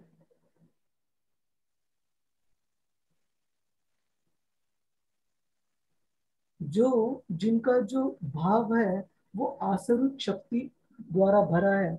जैसे काफी लोग हैं पृथ्वी में और भारत में भी जो गलत चीज लोगों में फैलाते हैं, जैसे कि मैं खुद भगवान का अवतार हूँ, आप मेरी शरण में आ जाओ। तो ऐसे तरह तरह के जो लोग रहते हैं, कृष्ण कहते कि वो आसुरिक प्रवृत्ति से भरे रहते हैं, कि उनका जो दिमाग रहता है वो चाहिए रहता है उनको कि लोगों ने कृष्ण की शरण में नहीं जाना है, मेरी शरण में आना है। तो वो उस प्रवृत्ति को कृष्ण कहते हैं आसुरीन भावम आश्रिता। या फिर ऐसे भी लोग कहे गए जो एथिस्टिक मेंटेलिटी के, एथिस्टिक का मतलब है जो कृष्ण में विश्वास नहीं रखते। एथिस्टिक को हम हिंदी में क्या बोल सकते हैं? नास्तिक प्रवृत्ति। हाँ, नास्तिक। थैंक यू मंत्री, धन्यवाद। तो नास्तिक प्रवृत्ति के जो लोग हैं वो भी इसी कैटेगरी में आते हैं। तो कृष्ण कहते हैं ये जो 4 प्रकार के लोग हैं कभी भी कृष्ण को शरण नहीं जाते। तो अब हम फिर से उस स्लाइड देख पर आते हैं। तो ये हो गए 4 प्रकार के लोग कृष्ण के शरण में नहीं आने वाले। वैसे ही कृष्ण बताते हैं 4 प्रकार के लोग ये भी हैं जो भगवान कृष्ण के शरण में जाते हैं। वो हैं जो हमेशा पीड़ित रहते हैं, अलग अलग पीड़ाओं से पीड़ित रहते हैं, जिनको धन की आवश्यकता होती है, जो जिज्ञासु रहते हैं और जो परम सत्य का ज्ञान प्राप्त करना चाहते हैं। वो 4 प्रकार के लोग भगवान कृष्ण की भक्ति में जुड़ते हैं, भगवान कृष्ण के पास आते हैं। और इसको एक्सप्लेन करने के लिए, और ये बाद में आप स्लाइड खुद भी रेफर कीजिए एक बार, बहुत इंपॉर्टेंट है ये दोनों श्लोक। अलग अलग उदाहरण दिए हैं। जैसे आर्त जो पीड़ा में है उसके लिए गजेंद्र का उदाहरण आता है, जो एक हाथी के स्वरूप में शरीर था उनका, जो एक बार तालाब में नहाने के लिए जाने के बाद उनको मगरमच्छ ने पकड़ लिया। और वो युद्ध साधारण नहीं, देवताओं के दिव्य युगों में काफी लंबा चला। वो जो मगरमच्छ और हाथी के बीच में जो द्वंद्व था, और अंत में गजेंद्र को याद आई वो प्रार्थना जो उन्होंने पिछले जन्म में भक्ति करते वक्त सीखी थी। तो तुरंत उन्होंने उस प्रार्थना से भगवान को आह्वान किया और उस तालाब में से कमल का फूल निकालकर भगवान विष्णु को अर्पण किया, और भगवान विष्णु तुरंत आए उनको मुक्ति प्रदान करने के लिए, बचाने के लिए। तो ये है उदाहरण एक पीड़ित जीव का, आर्त। और जैसे दूसरा उदाहरण दिया है द्रौपदी का, ऐसे कहा जाता है कि एक चेस्ट, एक पतिव्रता स्त्री को अपनी जो डिग्निटी, उसका जो मान सम्मान रहता है, उससे ज्यादा अपनी जान भी नहीं रहती। तो ऐसी पतिव्रता स्त्री को उसका मान सम्मान हरण करने का गलत हेतु कौरवों का था, दुर्योधन दुशासन का। तो भगवान कृष्ण ने उस मुश्किल समय में, जबकि द्रौपदी को बचाने के लिए कोई सामने नहीं आ पा रहे थे, पांडव भी नहीं आ पा रहे थे, भीष्म पितामह द्रोणाचार्य कृपाचार्य इनमें से भी कोई नहीं आ पा रहे थे, उस समय भगवान कृष्ण ने माता द्रौपदी का सम्मान बचा लिया। तो वो भी उदाहरण है आर्त का। और ज्ञानी का उदाहरण है, एक मिनट, अर्थ अर्थार्थी, हाँ, जिनको पैसे चाहिए। जैसे ध्रुव महाराज का उदाहरण आता है कि जो धन की उनकी अपेक्षा, उनकी जो इच्छा थी कि अपने जो परदादा है ब्रह्मा जी, उनसे भी बड़ा राज्य प्राप्त करना। तो भगवान कृष्ण ने उनको भी दर्शन दिया, उनकी जो हृदय था उसको शुद्धिकरण किया, और बाद में उन्होंने जो भी चाहा था वो बाद में वो नहीं लेना चाहते थे भगवान कृष्ण से, तो भी कृष्ण ने उनको दिया कि आपकी एक बार इच्छा थी, मैं उसे जरूर पूरा करूंगा। तो आर्तो अर्थार्थी जिज्ञासु का उदाहरण यहाँ पर दिया है, जो भगवान के बारे में जानना चाहते हैं। महाराज परीक्षित उदाहरण दिया, जो जिनके जीवन में सिर्फ 7 दिन बचे थे, और उस 7 दिन उन्होंने पूरी तरह से 7 दिन और 7 रात भगवान के बारे में पूछने के लिए, जानने के लिए लगा दिए, और उनको भगवान का ज्ञान देने के लिए सुखदेव गोस्वामी जी ने पूरा श्रीमद् भागवतम कहा, उसकी कथा सुनाए। अर्थ अर्थातु जिज्ञासु ज्ञानी च भरतर्षभा। ये जो नैमिषारण्य के जो संत है, जो इस फोटो में दिखा है, जो मैंने टच किया अभी, वहाँ जो कि जानना चाहते थे भगवान कृष्ण के तत्व के बारे में, ताकि कलयुग में सारे जीवों का उद्धार हो। तो उन संतों का उदाहरण दिया जाता है नैमिषारण्य, जहाँ श्रीमद् भागवतम कहा गया सूत गोस्वामी द्वारा नैमिषारण्य के साधु और संत जो सेजेस थे उनको। तो वो कहे जाते उदाहरण, एक ज्ञानी च भरतर्षभा, जो भगवान कृष्ण के ज्ञान उनको पता है और उस ज्ञान में वो भगवान की भक्ति करना चाहते हैं, वो है ज्ञानी लोग। तो ऐसे 4 तरह के लोग भगवान कृष्ण बता रहे हैं जो भगवान के शरण में आते हैं। और इन चारों में से कृष्ण के हिसाब से जो चारों में से श्रेष्ठ है वो ज्ञानी है, क्योंकि वो भगवान की सेवा क्यों कर रहे हैं, वो जानते हैं भगवान की जो स्तर है उसको जानते हैं, जीवात्मा भगवान का कैसे अंश है वो जानते हैं, और वो जानते हैं वो भगवान की भक्ति में लगे रहते हैं। कृष्ण कहते हैं कि वो चार पुण्यात्माओं में से सबसे बेहतर, सबसे श्रेष्ठ है। और ये ज्ञानी, आप बोलोगे भक्त कहाँ आते हैं? भक्त इन चारों स्थिति में से कृष्ण के पास आ सकते हैं, लेकिन जो शुद्ध भक्त रहता है, जो भगवान से कुछ नहीं चाहता, सिर्फ भगवान की प्रसन्नता के लिए भक्ति करना चाहता है, वो शुद्ध भक्त इन चार तरह के लोगों के भी ऊपर है ना। तो कृष्ण यहाँ पर कहते हैं कि ऐसे ज्ञानी जो इन चार तरह के लोगों में श्रेष्ठ है, वैसे ज्ञानियों को भी मुझे प्राप्त करने के लिए सालों जन्मों जन्म लग जाते हैं। बहुनाम जन्मनाम अंते ज्ञानवान माम प्रपद्यते वासुदेव सर्वमिति स महात्मा सुदुर्लभा। कि ऐसे ज्ञानियों में हजारों लाखों जन्म होने के बाद, बहुत सारे जन्म होने के बाद उनको सही में ज्ञान प्राप्त होता है कि भगवान कृष्ण ही वो सारे सृष्टि के कर्ता धर्ता सब कुछ है, और भगवान कृष्ण के अंश होने के नाते मेरा ये कर्तव्य है कि मैं भगवान कृष्ण की पूरी तरह से शरण लूं। ये ज्ञान प्राप्त होने के लिए ज्ञानी लोगों को भी बहुत बहुत जन्म लगते हैं, और वैसे ज्ञानी जिसने ये प्राप्त किया है ज्ञान, वो महात्मा कहते हैं कृष्ण उसको, वो व्यक्ति बहुत ही दुर्लभ है, सुदुर्लभ है।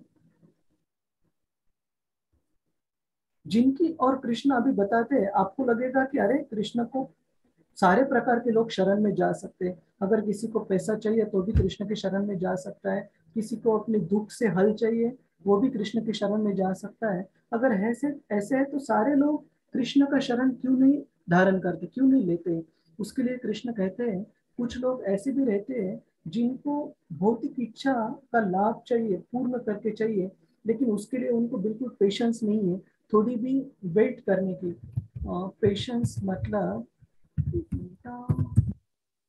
धैर्य, धैर्य नहीं है, और थोड़ी भी उनको वेट करने की क्षमता नहीं, उनको तुरंत चाहिए, अभी मैंने बोला अभी मुझे चीज मेरे सामने हाजिर होनी चाहिए। भक्ति ऐसे नहीं रहती, भक्ति में हृदय का शुद्धिकरण बहुत जरूरी है ना। तो कृष्ण आपकी सारी भौतिक इच्छा को भी शुद्ध कर आपको चीजें दे सकते, प्रोवाइडेड आप भक्ति में उससे आगे बढ़ो। आपके अगर भक्ति के कोई विपरीत चीज आपको चाहिए, भगवान कृष्ण वो आपको नहीं देंगे। जैसे कोई भी माता पिता बच्चे को वो कितने भी पैसे देने के लिए तैयार हो, उसे सिगारेट या उसके शरीर के लिए हानिकारक चीज कभी नहीं देंगे, वैसे भगवान कृष्ण हमें वही चीज देंगे जिससे हमारी भक्ति को बाधा न पहुंचे। तो हमें विश्वास होना चाहिए कि अगर वो चीज मेरे लिए अच्छी है तो भगवान जरूर देंगे, अगर मैं अच्छे से भक्ति करूं। लेकिन हमें भक्ति करने के लिए वो पर्पस नहीं होना चाहिए, हमें समझना चाहिए कि वो भक्ति उच्च तरीके की भक्ति नहीं है, लेकिन अगर पूछना ही है तो कृष्ण से मांगो, कहीं और जाने से अच्छा है। और कृष्ण कहते हैं क्योंकि सारे जीवों के हृदय में मैं परमात्मा कर वास करता हूँ। कोई अगर देवताओं के पास जाता है भौतिक इच्छा पूर्ण करने के लिए, तो उनको पता होना चाहिए कि वो जो देवताओं के ऊपर श्रद्धा दृढ़ होती है उस व्यक्ति की, वो दृढ़ करने वाला व्यक्ति भी मैं ही हूँ। मैं उनको श्रद्धा देता हूँ कि हाँ तुम्हें ये देवताओं की पूजा करनी है, ये भौतिक सुख प्राप्त करने के लिए जरूर जाओ तुम, कोई ये नहीं। तो और ये जो फल देते हैं देवताओं से, वो भी भगवान कृष्ण ही है। देवता खुद के बलबूते पर कोई भी फल नहीं दे सकते, अल्टीमेटली कृष्ण से ही वो फल देवताओं को मिलता है, फिर अपने वो जो पूजा अर्चना करने वाले हैं उनको प्रदान करते हैं। ये अभी जो हमने चर्चा की। और कृष्ण कहते हैं जो इन देवताओं की आदान प्रदान भौतिक चीजों के लिए करते हैं वो व्यक्ति बहुत ज्यादा बुद्धिमान नहीं है, क्योंकि उन्हें पता नहीं चलता कि ये जो देवताओं से फल मिल रहे हैं ये क्षणिक है। क्षणिक का मतलब अभी है, कल नहीं रहेंगे, परसों नहीं रहेंगे। लेकिन भक्ति जो है वो कभी भी, it's like our eternal bank account. Eternal bank account का मतलब हमारा जो शाश्वत है वो अकाउंट है बैंक में, जिसका जो भी हम उसमें राशि डिपॉजिट करेंगे वो कभी भी क्षय नहीं होने वाली। अगर हम 50% भक्ति करते हैं, अगले जन्म में 51% से चांस मिलेगा। लेकिन हम 50 करोड़ के साथ मृत्यु होती है, उस 50 करोड़ में का 1 रुपया भी हमारे साथ हम नहीं ले जा सकते। तो इसलिए जो देवताओं की प्रति पूजा अर्चना करते किस लिए? भौतिक सुख प्राप्त करने के लिए उन्हें अल्प बुद्धि कहा गया है। लेकिन हम भक्ति में ऐसे कभी नहीं करते कि देवताओं का अनादर करें। इसके बारे में हमने चर्चा की थी। हमने ये चर्चा की थी कि देवताओं को उनके सही रूप में, सही स्तर पर अगर हम समझे और फिर उनको आदान प्रदान करें तो वो सही में आदान प्रदान कहलाता है, नहीं तो वो भक्ति नहीं कहलाती, उसे व्यवहार कहलाते हैं, है ना। अगर हम जाए, हे देवता मैं आपके लिए ये प्रण करता हूँ, मैं ये चीज करूंगा, आप मुझे ये चीज दे दो, ये तो फिर बिजनेस हो गया, व्यापार हो गया। और कृष्ण कहते हैं कि बुद्धिहीन मनुष्य मुझको, मतलब कृष्ण को ठीक से न जानने के कारण सोचते हैं कि भगवान कृष्ण पहले निराकार थे और उन्होंने अभी ये माया रूपी शरीर धारण किया है। ये क्या बोल सकते हैं, बुद्धिहीन, जिनको दिमाग बिल्कुल सोच नहीं पाते, वे लोग समझते कि भगवान कृष्ण जब इस पृथ्वी पर अवतरित होते वो एक भौतिक शरीर धारण करते, आपकी या मेरी तरह। लेकिन ऐसे होता तो 7 साल की उम्र में वो गोवर्धन नहीं उठा पाते, उससे भी कम, मतलब हार्डली 3-4 दिनों का जब बच्चा थे भगवान, तब उन्होंने पूतना जैसी राक्षसी, जो 12 मैल लंबी उसका शरीर था, उस राक्षस को भी भगवान कृष्ण ने जब वो 2-3 दिन की थे तब मार दिया था, है ना। तो भगवान कृष्ण कहते कि इस जगत में आते तो भी अपना वो आध्यात्मिक शरीर ही धारण करते हैं, भौतिक स्वरूप नहीं धारण करते।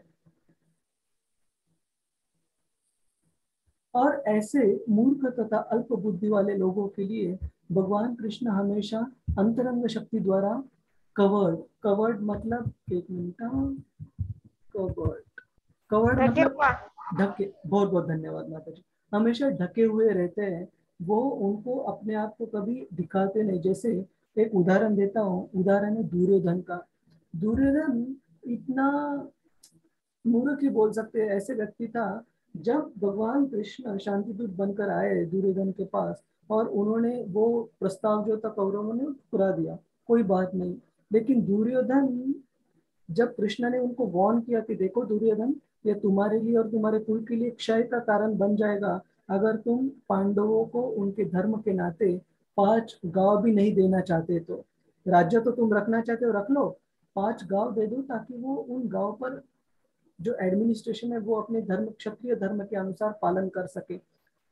दुर्योधन ने कहा मैं 5 गांव को क्या, मैं एक पिन के सतह पर जो जमीन रहती है छोटी सी, उतनी भी देने के लिए तैयार नहीं हूँ। तो कृष्ण ने कहा कि तुम्हारे इस लोभी स्वभाव के कारण तुम इस कुल के क्षय का कारण बन जाओगे। तब दुर्योधन ने कृष्ण को अरेस्ट करने के लिए काफी सारे सैन्य भेजे। और कृष्ण ने जब उस वक्त पर अपना विश्व रूप दिखाया तो दुर्योधन का कहना था कि तुम क्या समझते हो कृष्ण, तुम्हारी इस योगिक शक्ति के कारण तुम मुझे डरा पाओगे, मैं डरने वालों में से नहीं हूँ। तो ये स्थिति रहती है उन मूर्ख तथा अल्पज्ञ लोगों की, जो भगवान कृष्ण के स्वरूप को नहीं समझ पाते, क्योंकि वो उनके पास भक्ति की सुकृति नहीं रहती। और कृष्ण कहते कि जो पास में, जो भूतकाल में घटनाएं हुई है, जो वर्तमान काल में हो रही है, भविष्य काल में होने वाली है, भगवान इन तीनों के, भूत भविष्य और वर्तमान के ज्ञाता है। और सारे जीवों को भी वो ऐसे कहते कि हमारे हृदय में कोई ख्याल आने से पहले भगवान वो ख्याल परमात्मा के रूप में पहले ही जानते हैं। और ऐसे मनुष्य, जैसे हमने दुर्योधन का उदाहरण दिया, ऐसे मनुष्यों को जब तक उनकी पापमय जो कर्म है उनको पूरी तरह जब तक वो निकल नहीं जाते, तब तक तेषाम अंतगतम पापम, तेषाम एषाम तो अंतगतम पापम, जब तक ऐसे पापमय कर्मों का जो फल रहता है वो ठीक से मिट नहीं जाता, ऐसे व्यक्ति सुकृति प्राप्त नहीं कर पाता भक्ति को आगे लेने के लिए। इसीलिए हम देखते कुछ लोगों के पास जब हम जाते हैं, भगवत गीता ले लो, इसे पढ़ो, हरे कृष्ण महामंत्र का जप करो, वो बिल्कुल भी उनके दिमाग में नहीं जाता, क्योंकि उनके पास अभी तक वो सुकृति नहीं आई है। और इसके विपरीत कृष्ण कहते कि जो मुझ परमेश्वर को पूरी चेतना में रहकर मुझे जगत का, देवताओं का तथा समस्त यज्ञ विधियों का नियामक जानते हैं, मुक्तारम यज्ञ तपसाम सर्वलोक महेश्वरम। सारे हमारे जो यज्ञ है, जो भी हम कुछ त्याग कर रहे हैं, जो भी हम कुछ तपस्या कर रहे हैं, कृष्ण उस सब के स्वामी है, उसके फल उपभोग वो करने वाले हैं। हम उपभोग करने वाले नहीं, हम सेवक हैं। वो भगवान कृष्ण को अच्छी तरह अगर हम जानते हैं तो मृत्यु के समय पर उनको प्राप्त कर सकते हैं। और ये आखिरी स्लाइड आज की। श्रील प्रभुपाद इस अध्याय का समरी, इस अध्याय का सारांश बताते हैं कि यह 7वां अध्याय विशेष रूप से बताता है कि कोई किस प्रकार से पूर्णतया कृष्ण भावना भावित हो सकता है। कृष्ण भावना का शुभारंभ ऐसे व्यक्तियों के सानिध्य से होता है जो कृष्ण भावना भावित होते हैं। हमने जो ABCD सीखी थी उसमें ए मतलब ये है कि भक्तों के साथ संग करना, भक्तों के साथ सुनना, कृष्ण को समझने की कोशिश करना। ऐसा सानिध्य आध्यात्मिक होता है और इससे मनुष्य प्रत्यक्ष भगवान के संसर्ग में आता है। अगर हम भक्तों के बीच में कृष्ण के बारे में सुन रहे हैं तो हम कृष्ण के डायरेक्ट बाजू में उनके वास कर रहे हैं। कृष्ण बिल्कुल उस व्यक्ति के साथ में रहते जो उनके बारे में सुनता है, समझने की कोशिश करता है, और भगवत कृपा से वह कृष्ण को भगवान समझ सकता है। वो व्यक्ति जो अच्छे से कृष्ण के बारे में सुने, बाकी जो नहीं सुनता उनका दुर्योधन जैसे समझ हो सकता है। साथ ही वह जीव के वास्तविक स्वरूप को समझता है और यह समझ सकता है कि किस प्रकार कृष्ण को भुलाने से वह प्रकृति के नियमों द्वारा बद्ध हुआ है, कि अगर हम कृष्ण को भूल जाएंगे तो इस भौतिक प्रकृति के जो नियम है, जन्म मृत्यु जरा व्याधि, इसमें ही हम बंधे रहेंगे और जो 3 गुण है इन्हीं में बंधे रहेंगे। यह भी समझ सकता है कि यह मनुष्य जीवन कृष्ण भावनामृत को पुनः प्राप्त करने के लिए मिला है, अतः इसका सदुपयोग परमेश्वर की अहेतु की कृपा प्राप्त करने के लिए करना चाहिए। इसका मतलब है कि जो प्राणी मात्राओं का जो सुख है वो तो निचले प्राणी मात्राओं को भी उपलब्ध है, जैसे ये ईटिंग, स्लीपिंग, मेटिंग, डिफेंडिंग, जो खाने का जो आनंद है, जो सोने का आनंद है, जो नर या मादी एक साथ आने का आनंद है, वो कुत्तों बिल्ली को भी उपलब्ध है ना। तो मनुष्य जीवन अगर हम उसी में लगाएंगे तो उस प्राणी मात्रा में और हमारे में बिल्कुल फर्क नहीं है। महाभारत में एक श्लोक आता है, आहार निद्रा भय मैथुनम च सामान्य एता पशुभि समानाम। अगर हम इसी 4 चीजों में लगे, खाना पीना सोना मजा करना, तो प्राणी मात्रों में और हम में बिल्कुल फर्क नहीं है। मनुष्य को चाहिए कि इस मनुष्य का जन्म प्राप्त हुआ है, भगवान ने हमें दिमाग दिया है, सोचने की कैपेबिलिटी मतलब क्षमता। बहुत बहुत धन्यवाद माता जी। सोचने की क्षमता दी है, तो हमें चाहिए इस सोचने की क्षमता का उपयोग करें हायर उद्देश्य प्राप्त करके, श्रेष्ठ उद्देश्य प्राप्त करने के लिए, क्योंकि निचले जो उद्देश्य है वो कहीं जाने वाले नहीं है ना। ऐसे नहीं कि हम भक्ति करने के लिए बोल रहे तो आप सबको संन्यास लेने के लिए बोल रहे हैं। आप सभी जो अपना गृहस्थ कार्य, जो अपना गृहस्थी उसको भी चलाओ, लेकिन इससे आगे भी कृष्ण भक्ति के बारे में जानने की कोशिश करो। उनका कृष्ण भक्ति की जो क्रियाएं हैं उसका पालन करने की कोशिश करो, और उसी से अपना मनुष्य जीवन प्राणी जीवन से अलग रहेगा, नहीं तो वो प्राणी जीवन के लायक ही हो जाएगा। तो इसके साथ साथ आज की जो चर्चा है हम कंक्लूड करते हैं। तो आज हमने देखा कि कृष्ण के बारे में सुनने की महिमा, उनके बारे में जानने की, ज्ञान लेने की महिमा, उससे हमारा मन आसक्त हो जाता है। मैया आसक्त मना पार्थ, और वो आसक्त होना है तो क्या करना जरूरी है, तत् सुनो, तब कृष्ण के बारे में रेगुलरली सुनना जरूरी है। भगवान कृष्ण के एनर्जी, ऊर्जाओं के बारे में देखा, जो श्रेष्ठ, जो ऊंची, जो श्रेष्ठ प्रकृति है और जो निम्न स्तर की प्रकृति है। श्रेष्ठ प्रकृति है जीवात्मा, निम्न स्तर की प्रकृति है पृथ्वी जल वायु आकाश, earth water fire air ether. ये जो पंच महाभूत है वो निम्न स्तर की भगवान की शक्ति है, प्रकृति है। और भगवान कृष्ण को शरण माम एव ये प्रपद्यन्ते मायाम एताम तरन्ते। हमने ये भी देखा कि इस भौतिक जगत को पार करना अपनी बलबूते पर एक समुन्दर को तैर कर जाने लायक। हरे कृष्णा, कृपया म्यूट पर रखिए। एक समुन्दर को पार करने लायक है, और भगवान की भक्ति का अगर हम सहारा लेते तो भगवान कृष्ण खुद हमें इस समुन्दर से बाहर निकाल सकते हैं। और बाद में हमने देवताओं की पूजा अर्चना के बारे में देखा कि जो अल्प बुद्धि के लोग हैं, जिन्हें भौतिक चीजें प्राप्त करने का रहता है, बिना किसी धैर्य के तुरंत प्राप्त करनी रहती है, और ये भी जानना नहीं चाहते वो चीज मेरे लिए अच्छी है बुरी है, फिर वो देवताओं के पास जाते हैं। और बाद में हमने ये देखा कि ये जो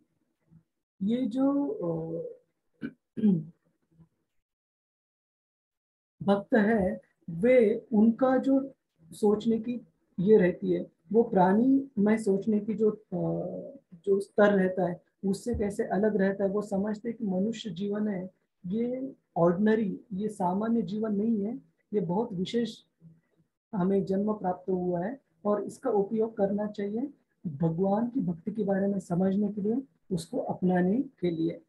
तो इसी के साथ साथ हम आज की चर्चा भी खत्म करते हैं, और आपके अगर कुछ प्रश्न हैं तो हम अभी लेंगे।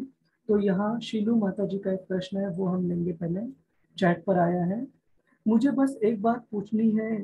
मैं भगवान शिव जी की पूजा करती हूँ, और जैसे कि मैं भगवान कृष्ण का भगवत गीता सुनती हूँ तो मुझे अभी कंफ्यूजन होता है। तो इसके बारे में माता जी बहुत सिंपल है, शिव जी की स्तर कौन सा है, उनकी स्थिति कौन सी है, वो सबसे पहले हमें समझना चाहिए। ऐसे कहा जाता है कि वैष्णवानाम यथा शंभु, सारे जो वैष्णव है उसमें सर्वश्रेष्ठ आते हैं वो भगवान शिव है ना। लेकिन हम अगर उनकी जो आप भी उनकी जो ये कर रहे हैं, क्या बोलते हैं, पूजना अर्चना जो भी कर रही है, अगर आप अपनी भक्ति में आगे बढ़ने के लिए अगर करती है तो शिव जी आपको एक भक्त के रूप में मदद करेंगे, है ना। लेकिन हम अगर उनको किसी भौतिक चीज के लिए अगर उनकी पूजन अर्चना कर रहे हैं तो आप देखोगे शास्त्रों में वो तो असुर लोग भी करते थे, रावण ने भी किया था, हिरण्यकशिपु ने भी किया था, बाकी बहुत सारे असुरों ने भी उनकी पूजा अर्चना की है।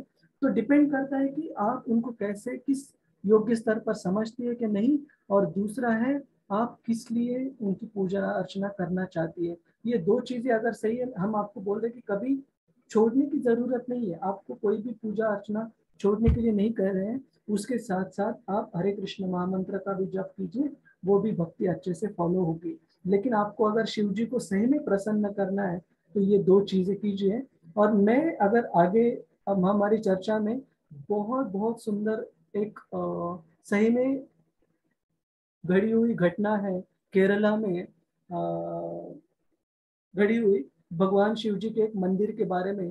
तो मैं आपसे विनती करूंगा कि अगली चर्चा जब हम शुरू करेंगे एक बार मुझे याद दिलाइएगा शिव जी के बारे में। ये जो घटना हुई है बहुत अच्छी है समझने के लिए कि शिव जी किस स्तर के भक्त है, एकदम उच्च स्तर के भक्त है, और उनकी अगर सही में भक्ति की तो हम भगवान के कृष्ण के बहुत अच्छे भक्त बन जाएंगे, है ना। तो अगली बार जस्ट याद दिलाइएगा। और आपको कुछ चीज छोड़ने की बिल्कुल जरूरत नहीं शीलू माता जी, जस्ट आप अच्छे से समझ लो कि देवताओं की पूजा अर्चना अगर करनी भी है तो उसके साथ साथ कृष्ण की भक्ति करो, लेकिन वो जो पूजा अर्चना है देवताओं की वो भौतिक चीजों के लिए मत करो। नहीं तो वो कभी कभी क्या हो जाता है, आपके लिए अगर कोई चीज गलत है तो भी उनको जबरदस्ती आपको देनी पड़ेगी अगर आप मांग रही है तो इसका बस ध्यान दीजिए। जी गुरु जी, धन्यवाद। हरे कृष्णा। हरे कृष्णा बोलिए। सबसे पहले पूनम चौहान माता जी। हाँ जी मैं पूछना चाहती हूँ प्रभु जी। मैं ये पूछना चाहती हूँ कि आपने जो अभी बताया था लेकिन भक्ति ही सब कुछ करना चाहिए, लेकिन जो भक्ति नहीं करते आज के कलयुग में और जो दौरों पे अत्याचार करते हैं और अपना डोमिनेट नेचर रखते हैं और दूसरा उनके छल कपट पर बेईमानी ही रहती है, वो तो सुख भोग रहे हैं, और जो प्रभु भक्त हैं वो बड़ी किल्लत से अपनी जिंदगी जी रहे हैं। मतलब उनको कोई चीज मिलती भी है तो वो बहुत मुश्किल से मिलती है। हरि का नाम ले लेके उनको होता है, वो दुखों का जीवन जी रहे हैं और वो सुख का जीवन, ऐसा क्यों? हाँ, बहुत अच्छा सवाल है आपका, और ये काफी कॉमन पूछा भी जाता है। तो मैं आपको एक उदाहरण देता हूँ पूनम माता जी, कि दो व्यक्ति है, दो अलग अलग बसेस में जा रहे हैं, ठीक है। तो एक व्यक्ति है वो एकदम लग्जरी बस में बैठा है, से for example air condition Volvo bus में है, और बहुत बड़ी आराम से वो प्रवास कर सकता है। और दूसरा व्यक्ति है वो ऐसी बस में, जैसे स्टेट ट्रांसपोर्ट की बस में खड़ा है, जिसमें बहुत भीड़ है, बैठने के लिए उसको जगह नहीं है। तो बाहरी रूप से देखा जाए तो वॉल्वो बस वाले का प्रवास बहुत अच्छा है, सुखकर है, और हम चाहेंगे कि अरे वो अच्छी स्थिति में है। लेकिन एक गड़बड़ है उसमें, कि वो जो बस है, वॉल्वो बस जा रही है, वो एकदम जहाँ जाना है वहां नहीं जा रही, कहीं गलत जगह जा रही है। हमें पुणे से जाना है मुंबई, लेकिन जो वॉल्वो बस लेके जा रही है वो नागपुर की दिशा में लेके जा रही है, अपोजिट डायरेक्शन। लेकिन जो स्टेट ट्रांसपोर्ट की बस है, जिसमें बैठने के लिए जगह नहीं है, या कुर्सी है तो भी प्लास्टिक की वगैरह कुर्सी है, सादी कुर्सी है, कन्वीनियंट नहीं है, लेकिन वो 2 घंटे का रास्ता है सिर्फ, और 2 घंटे का रास्ता एक बार खड़ा खड़ा होके भी आदमी जा सकता है, अगर जाने की उसमें बहुत ज्यादा तीव्र इच्छा हो तो आप बताइए मुझे पूनम माता जी, आप कौन सी बस में रहना पसंद करोगे? नॉर्मल बस में जो हमें अपने हाँ गंतव्य तक पहुंचाए। हाँ, तो जो भक्त है माता जी, उनके जीवन में जो भी कठिनाई आती है, जो भी दुख आती है, जैसे हमने शुरू में चर्चा की, एक भी कठिनाई हमारे जीवन की ऐसे नहीं है माता जी जिसमें हम भगवान की शरण में नहीं जा सकते, जिसमें हम भगवान की भक्ति में प्रगति नहीं कर सकते उस कठिनाई का इस्तेमाल कर कर, है ना? कोई भी एक बता दीजिए। बिल्कुल, ये सारी कठिनाइयां, ये सारे जो दुख भक्त के जीवन में आते हैं, उनका अगर सही में इस्तेमाल किया तो वो हमें भगवान कृष्ण के और पास लाने में सक्षम है। लेकिन परंतु प्रभु जी, जैसे मैं भक्ति करती हूँ तो हमारे ही इस आसपास के लोग हम पे हंसते हैं कि देखो इतने दुख भोग रही है, इतने क्या भक्त है ये, क्या ये पूजा पाठ, क्या घंटी बजाती है जो इतने कष्ट पा रही है। और हमें देखो, हम तो पूजा भी नहीं करते हैं, तब भी हमें सुख सब और अच्छा चल रहा है, सौभाग्य मिल रहा है हमारा। तो वही है कि उनका जो सोचने का जो स्तर है, वो सिर्फ 2 घंटे का सोच रहे हैं जर्नी का, लेकिन वो ये नहीं सोच रहे कि अगर हमने गलत समय पर कृष्ण की भक्ति नहीं छोड़ी, उनसे जुड़े रहे। तो एक श्लोक आता है श्रीमद् भागवतम में, मैं आपको एक बार श्लोक को दिखाता हूँ सभी को, बहुत आपको गुरु जी सॉरी में भी कर्म से भी रिलेटेड हो सकता है ना। हम लोग मानते हैं कि पिछले जन्म में जो भी कर्म किया है वो मिल रहा है, उससे भी रिलेटेड वो तो है ही माता जी, वो तो है नहीं है, उसमें कुछ दो राय नहीं है। लेकिन एक मिनट, मुझे एक चीज शेयर करने दीजिए, बहुत अच्छा लगेगा आपको। नहीं, पिछले कर्मों का तो हम समझ चुके हैं, लेकिन हम दूसरों को कैसे समझाएं? हाँ, तो वो तो हम पे हंसते हैं ना, वो तो कहते हैं देखो दिखावा कर रही है, देखो वो कर रहे हैं, ये नए भक्त बने हैं, इस तरीके का हम उनको किस तरह से उनको समझाएं? जरूरत हरे कृष्ण। एक श्लोक देखिए आप, ये श्रीमद् भागवत में आता है। यहाँ ब्रह्मा जी ने कहा है, समाश्रिताये पदपल्लव प्लवम महत् पदम पुण्य यशो मुरारी भवाम बुद्धि वत्स पदम परम पदम पदम पदम यत् विपदम न तेषाम। ये एक है, और एक है तते अनुकंपा सुसमीक्षमानो। तो इसमें ब्रह्मा जी 10:14:8, हाँ ये भी श्लोक आपको दिख रहा है 10:14:8, तते अनुकंपा सुसमीक्षमानो। तो इस श्लोक में ब्रह्मा जी बताते हैं कि हे कृष्ण, ऐसे भक्त जो उनकी जीवन में आई कठिनाई में भी एकदम धैर्य से आपकी भक्ति से जुड़े रहते हैं, और आपके जो चरण कमल है उनको कभी नहीं छोड़ते, वो भक्त आपकी जो भगवत धाम प्राप्त करने की जो सर्वश्रेष्ठ गति है मृत्यु के समय पर, उस सर्वश्रेष्ठ गति को प्राप्त करने के लिए एलिजिबल कैंडिडेट्स, राइटफुल कैंडिडेट, उनका वो राइटफुल क्लेम हो जाता है, जो भगवान की भक्ति को कठिनाई में भी कभी नहीं छोड़ते। तो बाकी लोग कह रहे वो तो एक चीज हो गई माता जी, लेकिन अपना अगर ध्यान उस एंड गोल पर रहा, अपना अगर ध्यान उस अंतिम लक्ष्य पर रहा, तो अपनी ये जो 2 घंटे की बहुत दिक्कत लगने वाली जो जर्नी है, जो प्रवास है माता जी, वो अपने को बहुत ज्यादा कठिन नहीं लगेगा अगर हमारा ध्यान हमेशा उस अंतिम गति पर रहा। और लोगों का क्या, लोगों का ऐसे है माता जी की किसी में भी, ये आपको भी अनुभव आएगा आप सभी को, हम जब भक्ति को शुरू में लेते हैं तब लोगों से हमें ऐसे बर्ताव सहन करना ही पड़ेगा आपको। हम सतयुग में वास नहीं कर रहे कि आपको सब लोग बोलेंगे कि आप बहुत अच्छा प्रैक्टिस कर रहे हो, हमें भी आपके साथ ले लो। लोग डिराइड, लोग मजाक तो बिल्कुल करेंगे, क्यों? क्योंकि misery loves company, misery loves company का मतलब है जो जिसको माया के डंडे पड़ रहे हैं उसको चाहिए कि मुझे डंडे खाने के लिए साथ में कंपनी भी हो जाए, बाकी भौतिकवादी लोगों की। तो हमने कभी ऐसे नहीं समझना चाहिए कि वो लोग खुश है माता जी, है ना? तो डंडे सबको पड़ रहे हैं, बस यही है, किसी लोगों को पढ़ रहे हैं बाकी देख पा रहे हैं, किसी लोगों को पढ़ रहे हैं ये देख नहीं पा रहे हैं। तो ऐसे गुरुजी ऐसे कभी नहीं समझ, कोई नहीं छूट रहा है इससे। तो हमें बस हमारा जो ध्यान है वो अंतिम लक्ष्य की तरफ देखना चाहिए कि 2 घंटे की जर्नी अगर मुझे सीट नहीं मिलता तो भी चलेगा, लेकिन मुझे गलत बस में नहीं बैठना है, मुझे मेरे डेस्टिनेशन में जाना है, और उसके लिए मुझे वॉल्वो बस नहीं मिलती है तो भी मुझे चलेगा। ठीक है? ठीक है जी माता। प्रभु जी, जी हरे प्रभु जी। हरे कृष्ण, बहुत अच्छा एक्सप्लेन किया आपने। हरे कृष्ण। तो हाँ, चलेगा चलेगा माता जी। हाँ पूनम माता जी, चलेगा। तो और कोई सवाल है यहाँ पर? आगे बढ़ते हैं। गुरु जी क्विज हो गया क्या अभी? हाँ, तो राम रतन प्रभु जी, हम जस्ट अभी 1-2 मिनट में कंक्लूड करने वाले हैं, लेकिन आपका अगर कुछ अर्जेंट टास्क है तो आप लॉग आउट कर सकते हो। तो आरती माता जी का सवाल है, हमें किसी को कुछ प्रूव करने की जरूरत नहीं है, हाँ, हमें बिना फल की इच्छा करें। हाँ, हम हमारा जो जो अंतिम इच्छा है वो भगवान के चरणों को प्राप्त करना, भगवत धाम चले जाना। इस मतलब क्या बोलूं, ये जो भौतिक जगत है ये ऐसी जगह है माता जी, जेंटलमैन के लोगों को रहने लायक बिल्कुल जगह नहीं है। तो जितना जल्दी से जल्दी हो सके यहाँ का बिजनेस खत्म करो, भक्ति अच्छे से करो और भगवत धाम प्राप्त करो, जो रहने लायक जगह है। ये भौतिक जगत है वो जेंटल, श्रील प्रभुपाद कहते थे this world is not a place for gentleman. यहाँ जेंटलमैन को हम हिंदी में क्या बोलते हैं?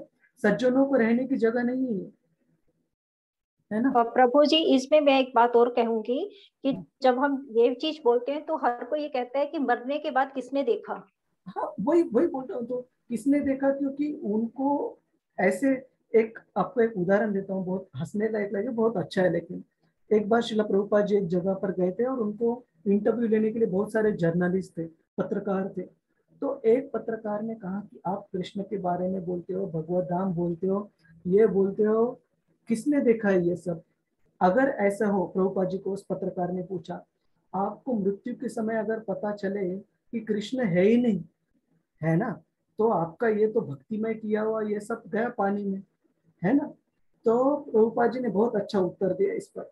प्रभुपाद जी ने कहा ठीक है, आप बोल रहे हो कि हमें मृत्यु के समय पता चले कृष्ण है नहीं, जो भी ये माला की, जो भी भक्ति की सब, लेकिन हमें फिर भी अच्छा लगेगा कि भक्ति में एकदम मजे में जिंदगी गई, प्रसाद ग्रहण किया, भक्तों के संग में रहे, कीर्तन का आस्वाद दिया, शुद्ध और कम दिमाग का दही, मतलब कम दिमाग का स्ट्रेस वाला जीवन हमने जिया भक्ति में, क्योंकि सादा और सरल जीवन रहता है।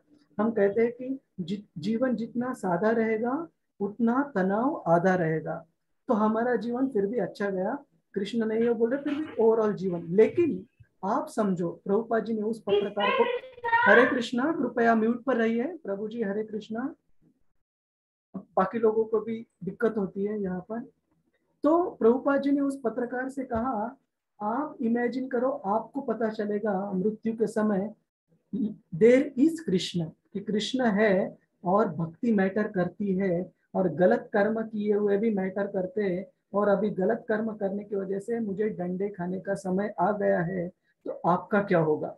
तो प्रभुपाद जी ने उन पत्रकार से वो प्रश्न पूछा, तो हमें कौन सा बेटर है ना? तो वो तो बहुत अच्छी बात बताई है आपने। हाँ, तो कभी और वो भी आखिरी समय में कुछ भी नहीं कर सकते। हाँ, कुछ भी नहीं। तब तो ऐसा है कि कृष्ण भगवत गीता में बताते चीजें इतनी डिफिकल्ट हो जाती है, जिन्होंने भक्ति प्राप्त की उनको भी शायद नाम निकालना मुश्किल हो जाए अपने मुख से, क्योंकि पूरा गला भरा रहता है कफ से वगैरह।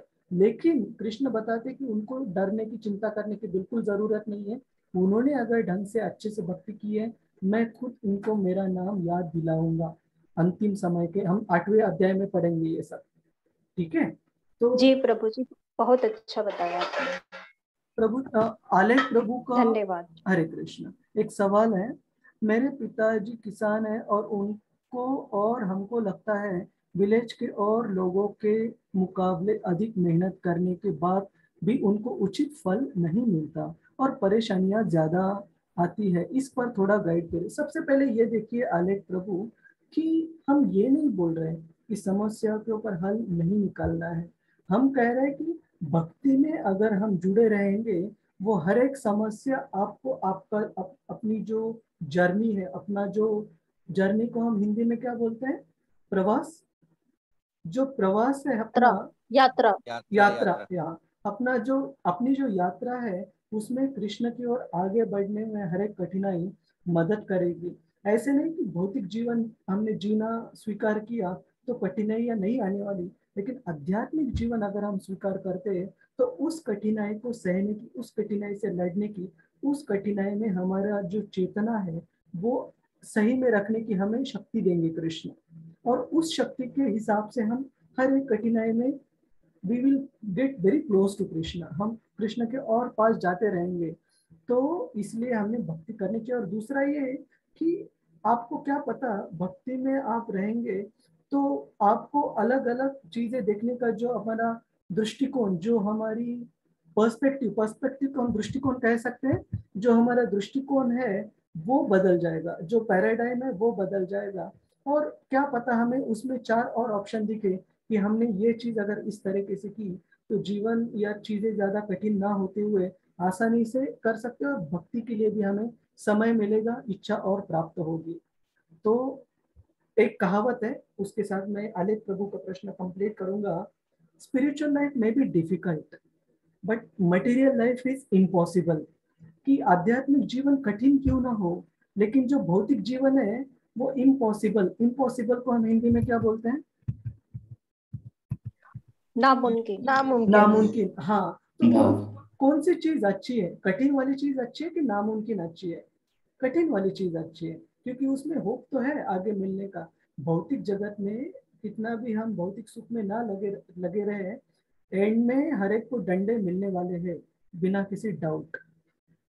जी, किसी के बारे में सोचना नहीं है और कोई अच्छा भी हो। हाँ, हमें अपने अंतिम लक्ष्य के बारे में अगर हम सोचे, ये अलग अलग प्रवास में, यात्रा में जो भी कठिनाई आती है उसको हम इग्नोर करने लगेंगे ज्यादा। क्या हम मीटिंग लीव, हाँ शीलू यादव जी, अभी मेरा भी हो गया है, ठीक है? तो बहुत बहुत धन्यवाद, और थोड़ा सा आज लंबा चला उसके लिए क्षमा चाहता हूँ। बहुत बहुत धन्यवाद आपने सबने ज्वाइन करने के लिए। हरे कृष्ण। हरे कृष्ण। हरे कृष्ण। हरे कृष्ण। हरे कृष्ण। हरे कृष्ण प्रभु जी। हरे कृष्ण। हरे कृष्ण। हरे कृष्ण प्रभु जी। हरे कृष्ण प्रभु जी। हरे कृष्ण। हरे कृष्ण प्रभु जी। हरे कृष्ण। किशन लाल को बहुत बहुत धन्यवाद। हरे कृष्ण। हरे कृष्ण। हरे कृष्ण।